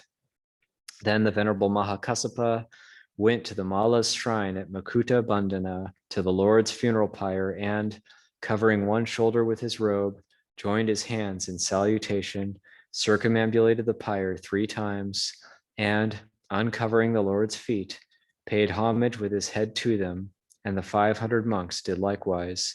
And when this was done, the Lord's funeral pyre ignited of itself.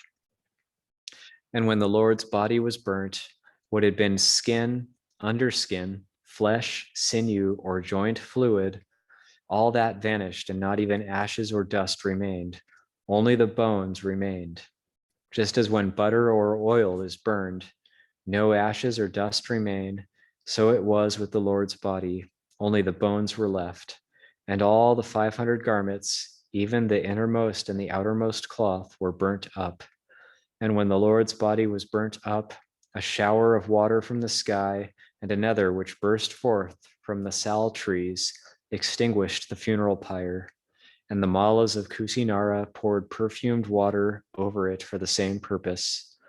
Then the Malas honored the relics for a week in their assembly hall, having made a lattice work of spears and encircling wall of bows with dancing, singing, garlands, and music. And King Ajatasattu, Vaidehi Puta of Magadha, heard that the Lord had passed away in Kusinara, and he sent a message to the Malas of Kusinara. The Lord was a Khattiya, and I am a Khattiya. I am worthy to receive a share of the Lord's remains. I will make a great stupa for them. The Lichavis of Vesali heard, and they sent a message. The Lord was a Khattiya, and we are Khattiyas. We are worthy to receive a share of the Lord's remains, and we will make a great stupa for them. The Sakyas of Kapilavatthu heard, and they sent a message. The Lord was the chief of our clan. We are worthy to receive a share of the Lord's remains, and we will make a great stupa for them. The Bulayas of Alakapa and the Kolyas of Ramagama replied similarly. The Brahmins of Vetadipa heard, and he sent a message. The Lord was a Khattiya, and I am a Brahmin. And the Malas of Pava sent a message. The Lord was a Khattiya, we are Khattiyas. We are worthy to receive a share of the Lord's remains, and we will make a great stupa for them. On hearing all this, the Malas of Kusinara addressed the crowd, saying, the Lord passed away in our parish. We will not give away any share of the Lord's remains. At this, the Brahmin Dona addressed the crowd in this verse. Listen, lords, to my proposal. Forbearance is the Buddha's teaching. It's not right that strife should come from sharing out the best of men's remains. Let's all be joined in harmony and peace, in friendship, sharing out portions 8. Let stupas far and wide be put up, that all may see and gain in faith. Well then, Brahmin, you divide up the remains of the Lord in the best and fairest way. Very good, friends, said Dona. And he made a good and fair division into 8 portions, and then said to the assembly, gentlemen, please give me the urn, and I will erect a great stupa for it. So they gave Dona the urn. Now the Mauryas of Pipalawana heard of the Lord's passing, and they sent a message. The Lord was a Khattiya, and we are Khattiyas. We are worthy to receive a portion of the Lord's remains, and we will make a great stupa for them. There is not a portion of the Lord's remains left. They have all been divided up, so you must take the embers. And so they took the embers. Then King Ajatasattu of Magadha built a great stupa for the Lord's relics at Rajagaha. The Lichavis of Vesali built one at Vesali. The Sakyans of Kapilavatthu built one at Kapilavatthu. The Bulayas of Alakapa built one at Alakapa. The Kolyas of Ramagama built one at Ramagama. The Brahmin of Vetadipa built one at Vetadipa. The Mallas of Pava built one at Pava. The Mallas of Kusinara built a great stupa for the Lord's relics at Kusinara. The Brahmin Dona built a great stupa for the urn, and the Mauryas of Pipalawana built a great stupa for the embers at Pipalawana. Thus, 8 stupas were built for the relics, a 9th for the urn, and a 10th for the embers. That is how it was in the old days. And then the sutta ends with a gatha, with a verse. 8 portions of relics there were of him, the all-seeing one. Of these, 7 remained in Jambudipa with honor. The 8th in Ramagamas kept by Naga kings. 1 tooth the 30 gods have kept. Kalinga's kings have 1, the Nagas 2. They shed their glory over the fruitful earth. Thus the seers honored by the honored. Gods and Nagas, kings, the noblest men, clasp their hands in homage, for hard it is to find another such in countless aeons. That ends the Mahāparinibbāna Sutta, and so we'll sit for a little bit and just let that sink in. We'll sit for about 15 or 20 minutes.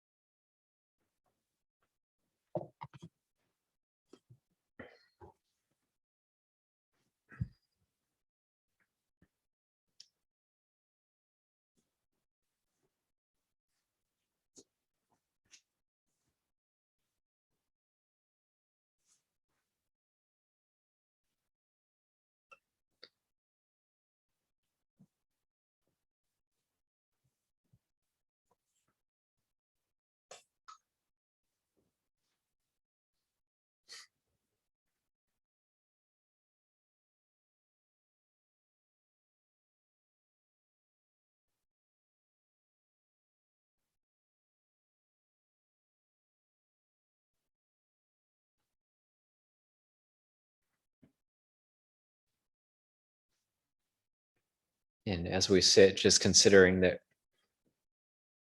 we're connected to this.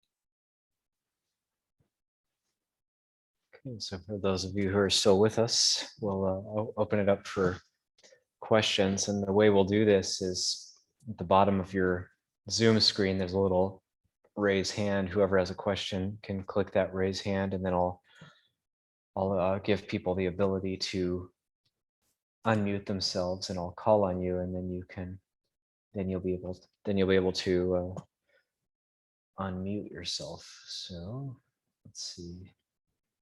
Allow participants to unmute themselves. Okay. Yes, Crystal Engelman Lampe.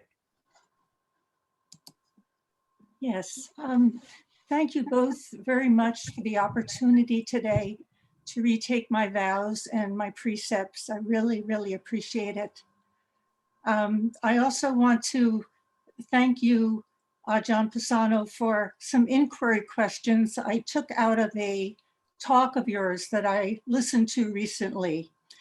And the theme of that part of the talk was on fixed views. And I found your questions of, I find this acceptable to me, I find this not acceptable for me, I find some of this acceptable and some of this not acceptable to me, were like very, very useful in being able to recognize a fixed view and become more flexible and let go. So I really want to tell you I appreciate that so much. My question today is that, is there any origin story around the making a request 3 times or asking a question 3 times in terms of it seeming like there's a pattern of that's a wholesome or skillful behavior showing sincerity, and that the appropriate response if somebody asks 3 times or says a question 3 times, that you respond to them? Well, there's a, how do you say, there's a tradition, a precedent of that. Sometimes it's skillful and sometimes it isn't.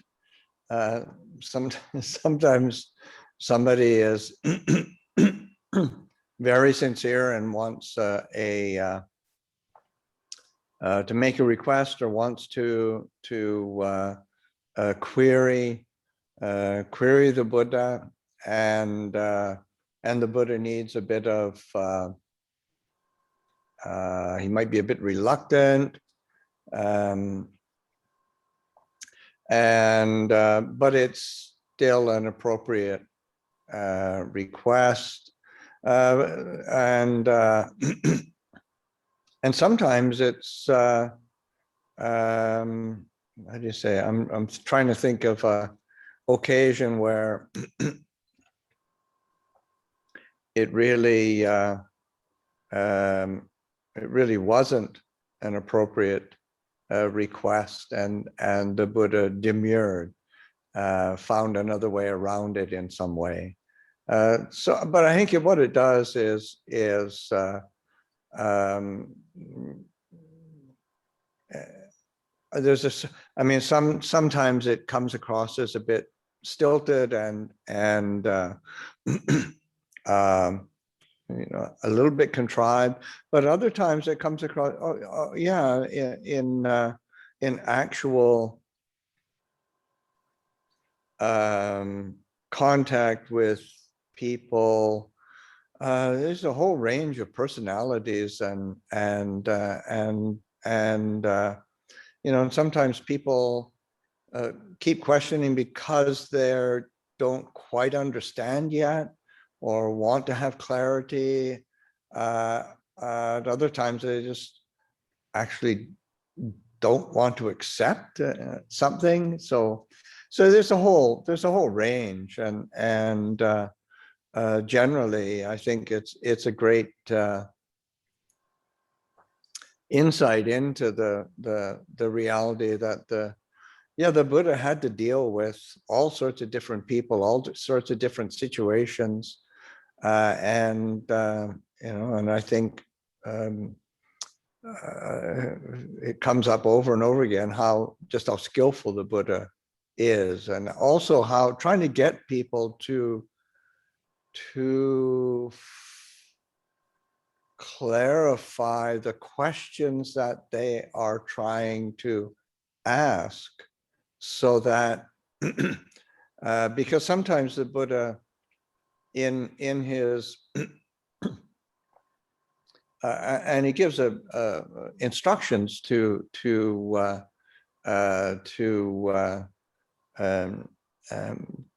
monks, say, there's some questions require a direct answer, some questions require a qualified answer, some questions require a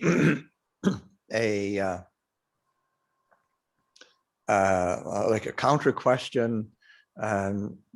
Some just need to be ignored, but so there's a whole different ways of dealing with circumstances and people, and recognizing that there's different ways. But that sense of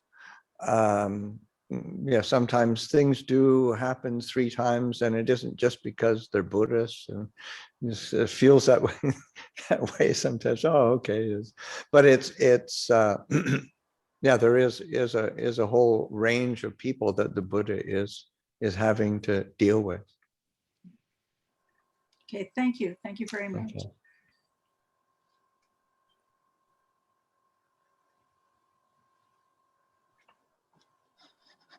Jesse Hammonds. Thank you, Ajahn. Thank you for these teachings today.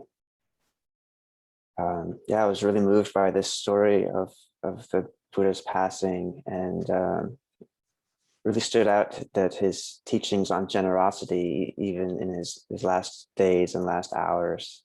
And I was wondering about something called vibhava tanha, craving for non-existence. Mm-hmm. It seems like in the face of such a loss, of losing such a great teacher, I'm just wondering if vibhava tanha arose in any of the monks. And sometimes in life, such grief just feels really overwhelming.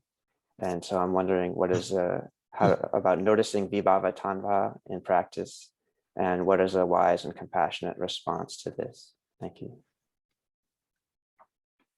Well, I think one of the things in terms of that sense of vibhava tanha, one of the ways it can come in terms of like grief or loss, like vibhava tanha, I don't want it like this, it shouldn't be this way, I don't like it, how do I get rid of this?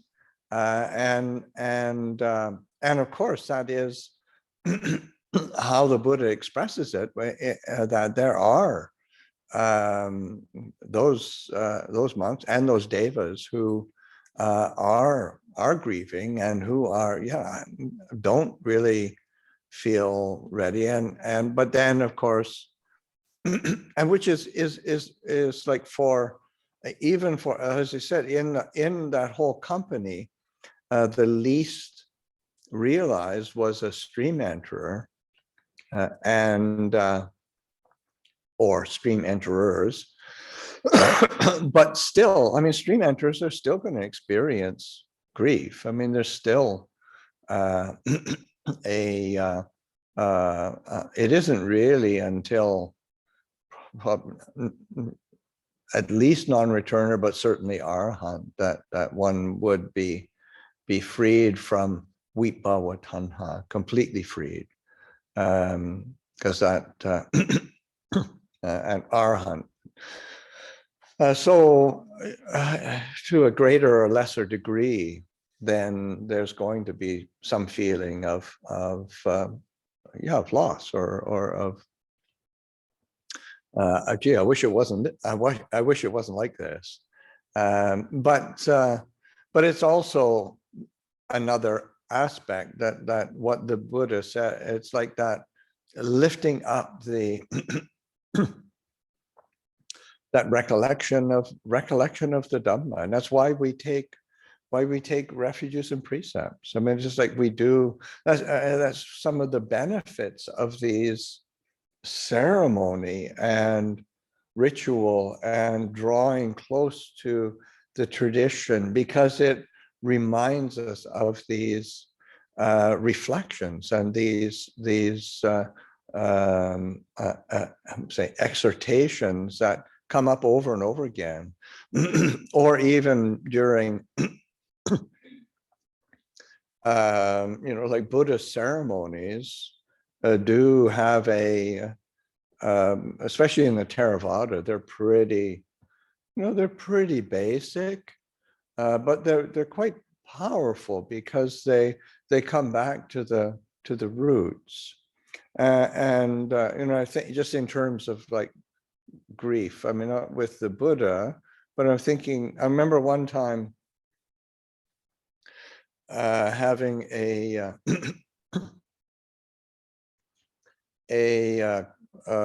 one of our somebody who was closely connected with Ajahn Chah and Wat Nana Chat in Thailand. This is in Thailand.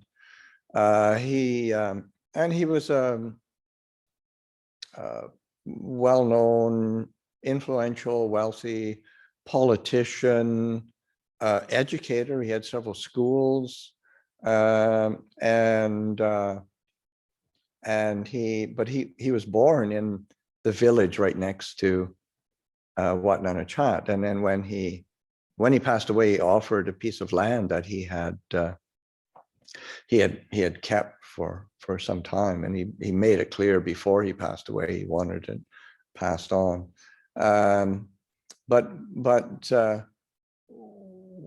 Because he was so well known in the region, and it was a really big affair, and we went into their home. He lived in the city, went to the home every day for like 7 days, and ceremonies were there, and each time you give a Dhamma talk and you do chanting, and then come out and do the cremation at the monastery. And the cremation at the monastery is really bare bones. It was I mean, there was a set of steps. It was open with wood from the forest stacked up, and you put the coffin on top. And he really wanted to do that.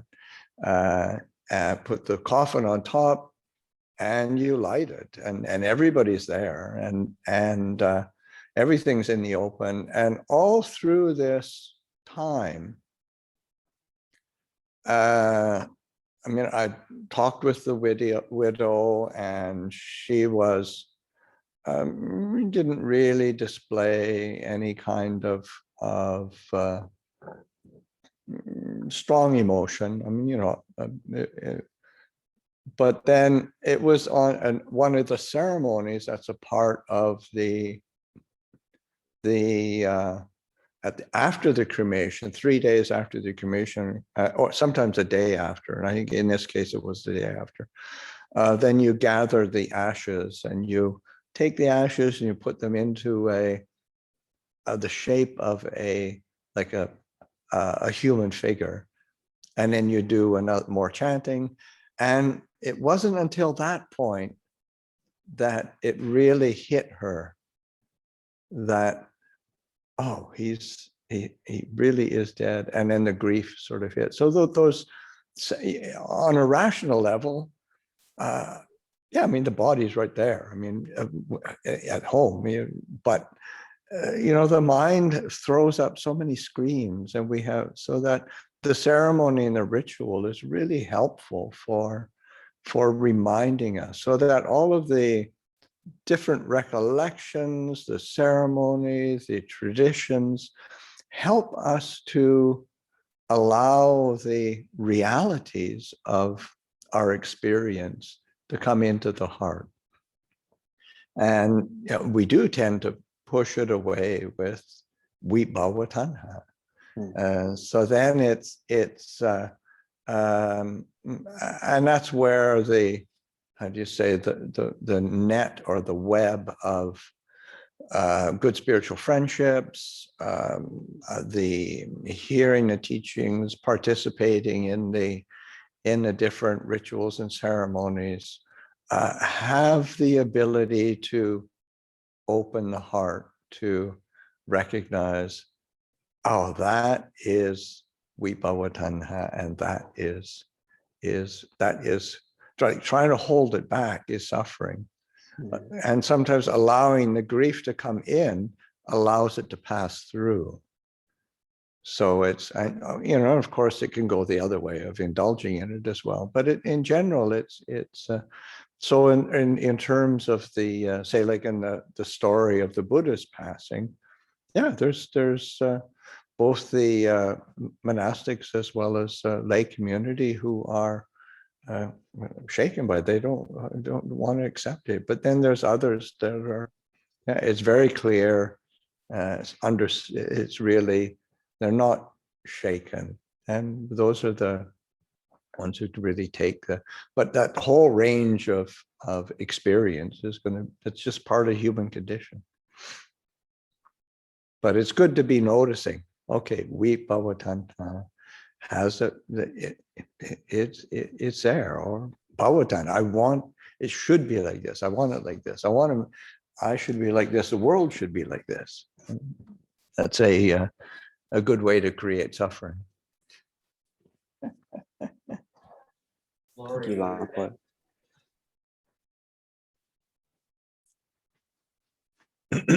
Lori, you're next. On mute. I'm back. Thank you both for this wonderful day. I really appreciate it a good deal. And when my father died, I remember reading the sutta and finding it quite helpful. I had just a quick question. I've heard you tell the story about the Rinpoche twice. Can you, what was the name of the Rinpoche? Troshik Rinpoche. Troshik? Troshik, Trulshik, Troshik Rinpoche. He's passed away now, probably, I don't know, a couple of years ago. Yeah, I've recognized the name, right? Yeah. Very revered, delightful being. I had a lot of feeling of respect and appreciation come up when I met him. Thank you.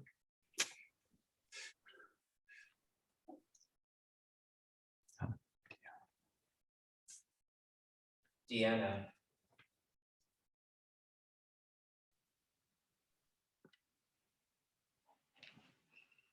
Okay. Okay, thank you for spending this time with us.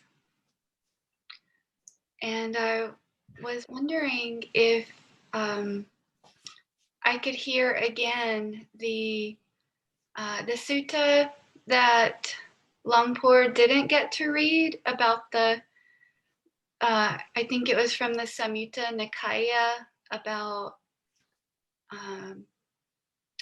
well, in response to what do we do about women? And then there was mention of the sutta with a discussion with the king about how to deal. It was Samyutta 35, 127.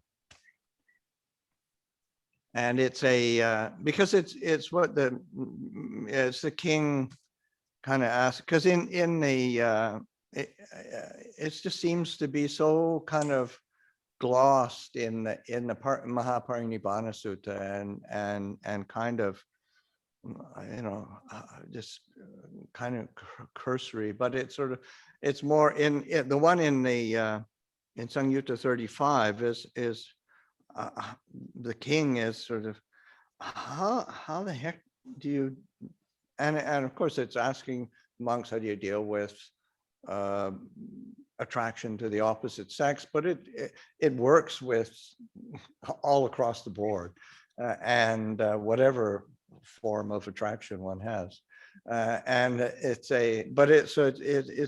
different ways that it does working with that. So it's and it's very one is very practical, it's very down to earth, and it has a very respectful tone to it. Thank you. Karina.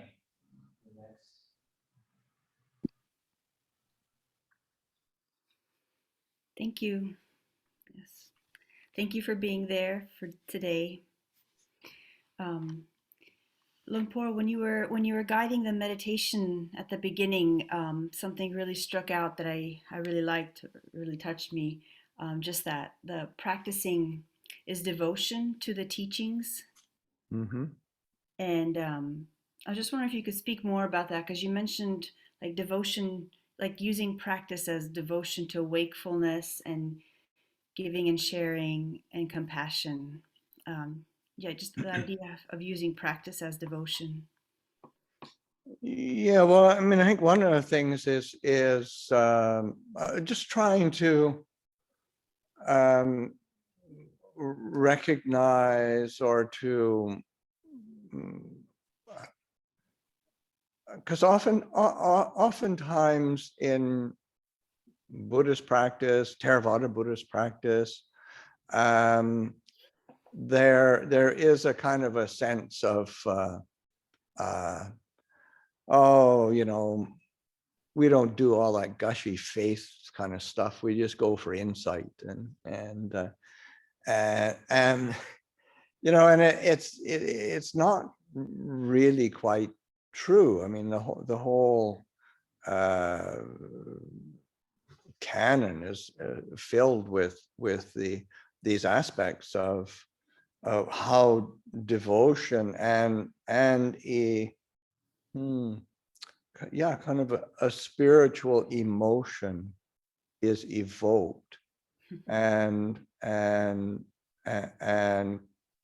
cultivated, because there is a tendency to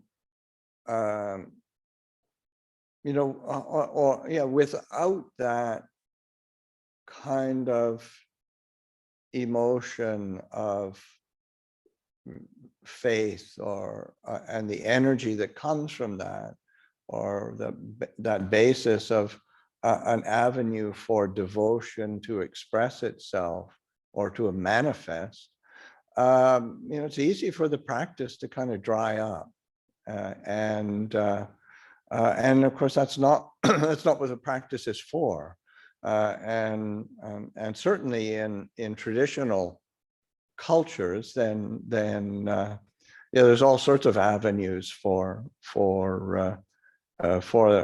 devotion, but I think it's also helpful to be channeling it skillfully, because there is a tendency in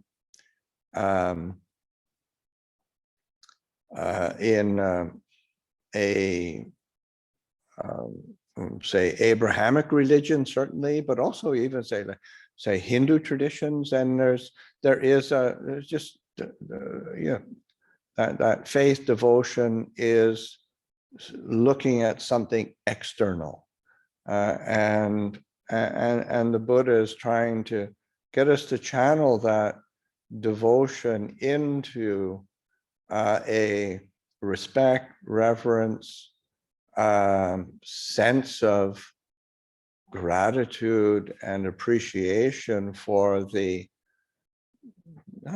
elegance of the teaching and the relevance of the teaching, and the practice, and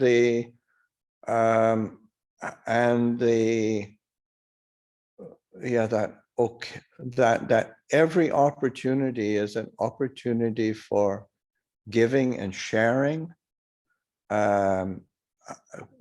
manifesting compassion, and then approaching practice and training with a spirit of generosity, and a willingness to share. And that's, of course, I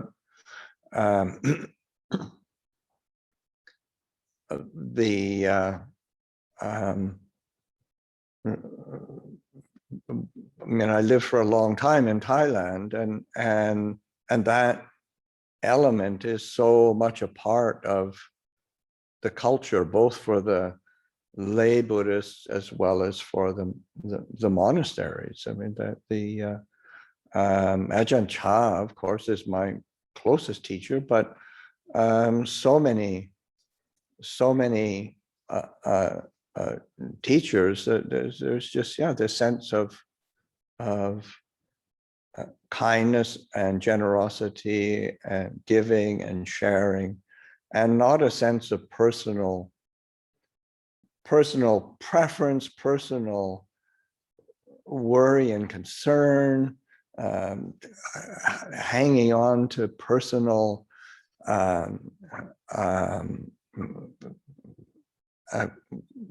kind of space even. I mean, there's such an openness there, and so that's an expression of expression of devotion to the teaching, to the training, to the triple gem. One recognizes that one has one can be giving oneself to the triple gem always, and that supports the practice. It supports the insight, because in the end, it's all about relinquishment. It's all about release. Thank you. John, you were next.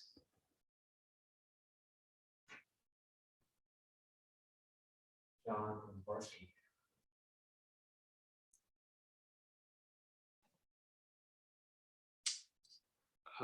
Thank you, Longpo and Ajahn. I may have misheard or misunderstood part of the teaching, but I wanted to ask this question.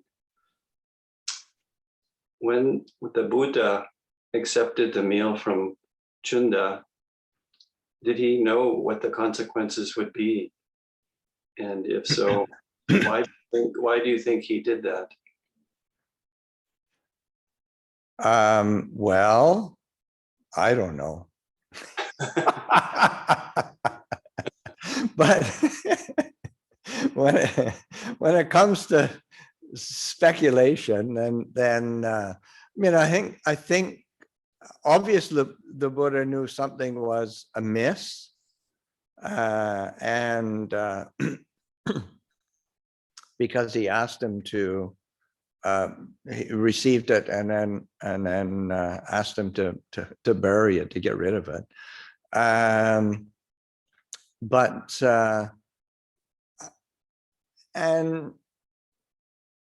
and one would assume that the Buddha had a sense of the timeline of his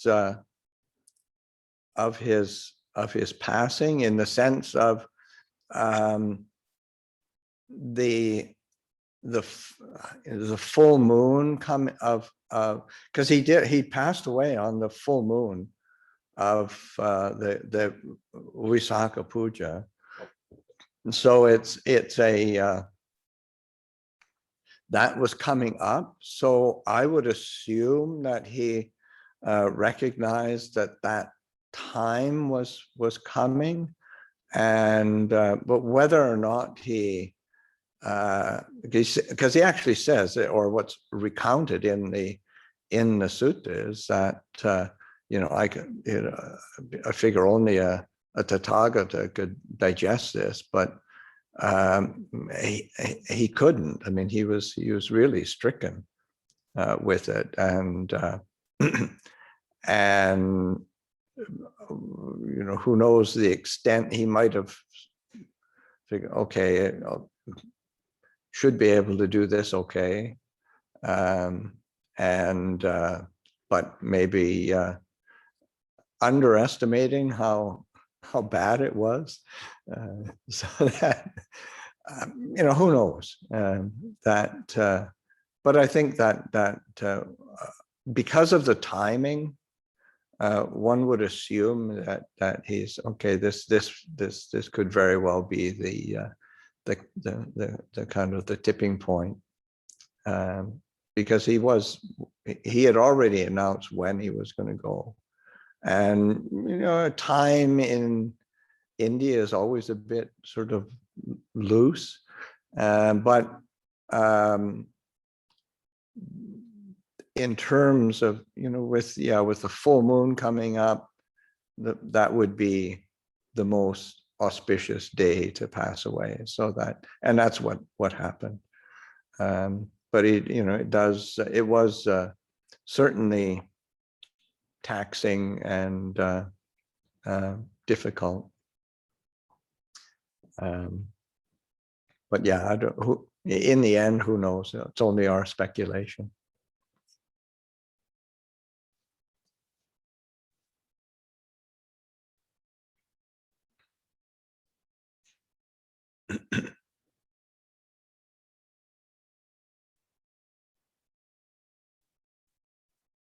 It looks like this is it for the questions. So we have a live question. Yes.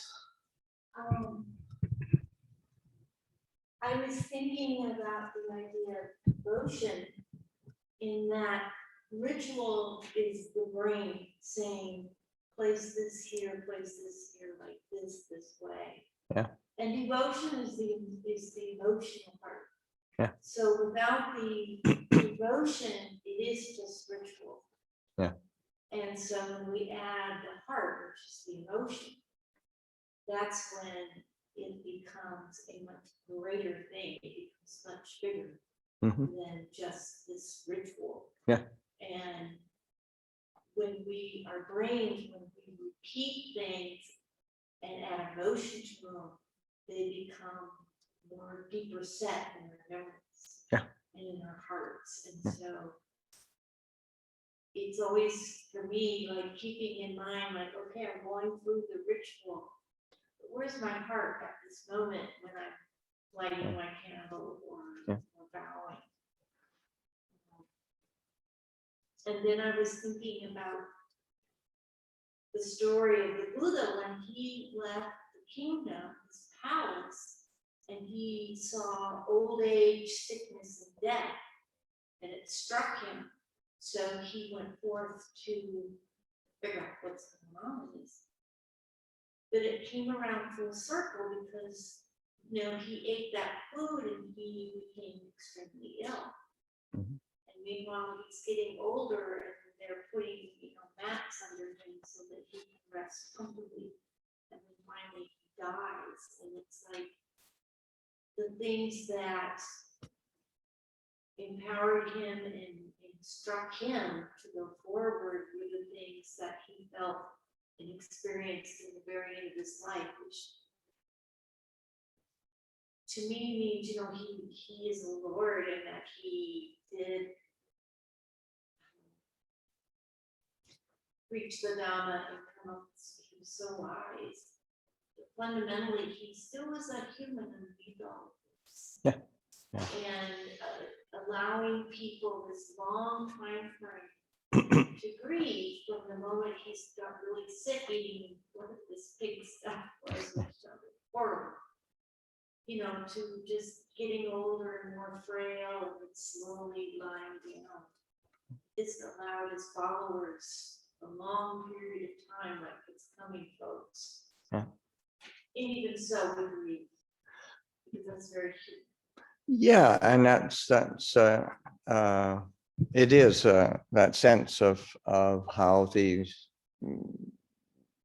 I think it was interesting throughout the whole teaching is that sense of the ordinary and the transcendent actually together all the time. In the same way, I was just saying, like the emotion and the rational together, and it's not, and the ritual, because even because you start thinking about it a bit more, in reality, so much of even our keeping of precepts can become a ritual.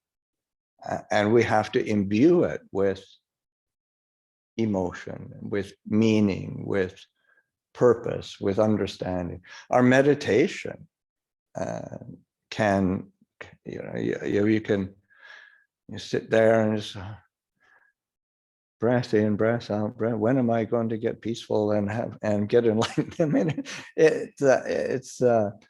we have to make it come alive. And the same with our investigation and contemplation. We can't just say, okay, impermanent, unsatisfactory, not self-impermanent. I mean, it's true, but it doesn't transform the emotion.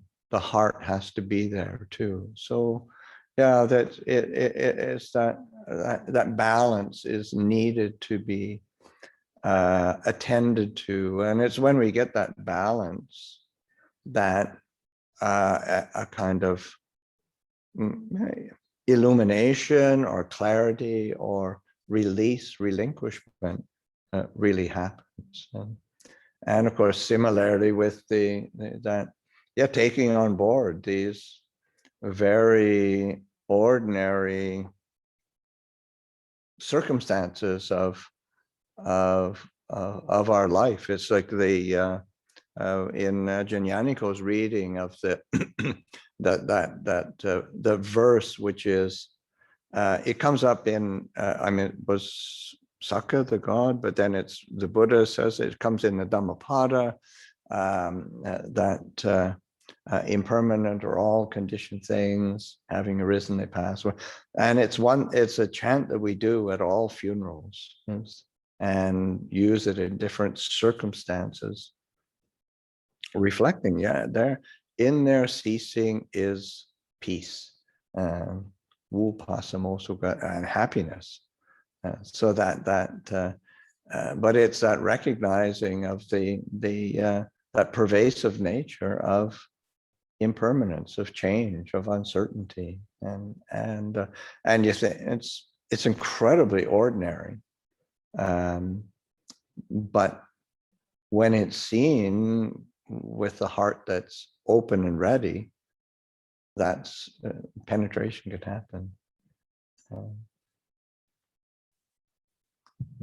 Okay, so we'll end with paying respects to the shrine.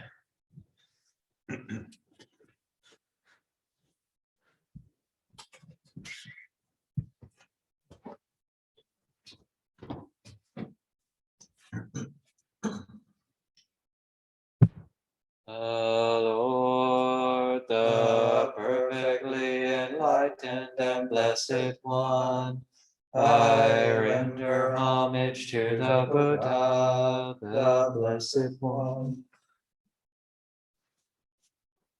The teachings so completely explained by him, I bow to the Dhamma. The Blessed One's disciples who have practiced well, I bow to the Sangha. Now we'll bow 3 times to Lumpur.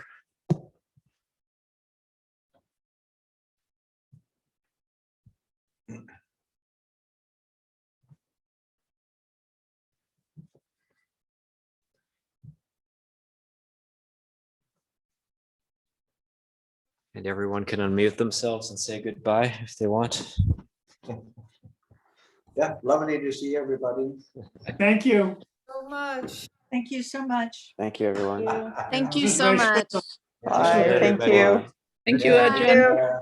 Thank you, Ajahn. Thank you. Thank you, Lumpur. Thank you. Thank you, Ajahn. Thank you. Thank you. Thank you, brothers and sisters.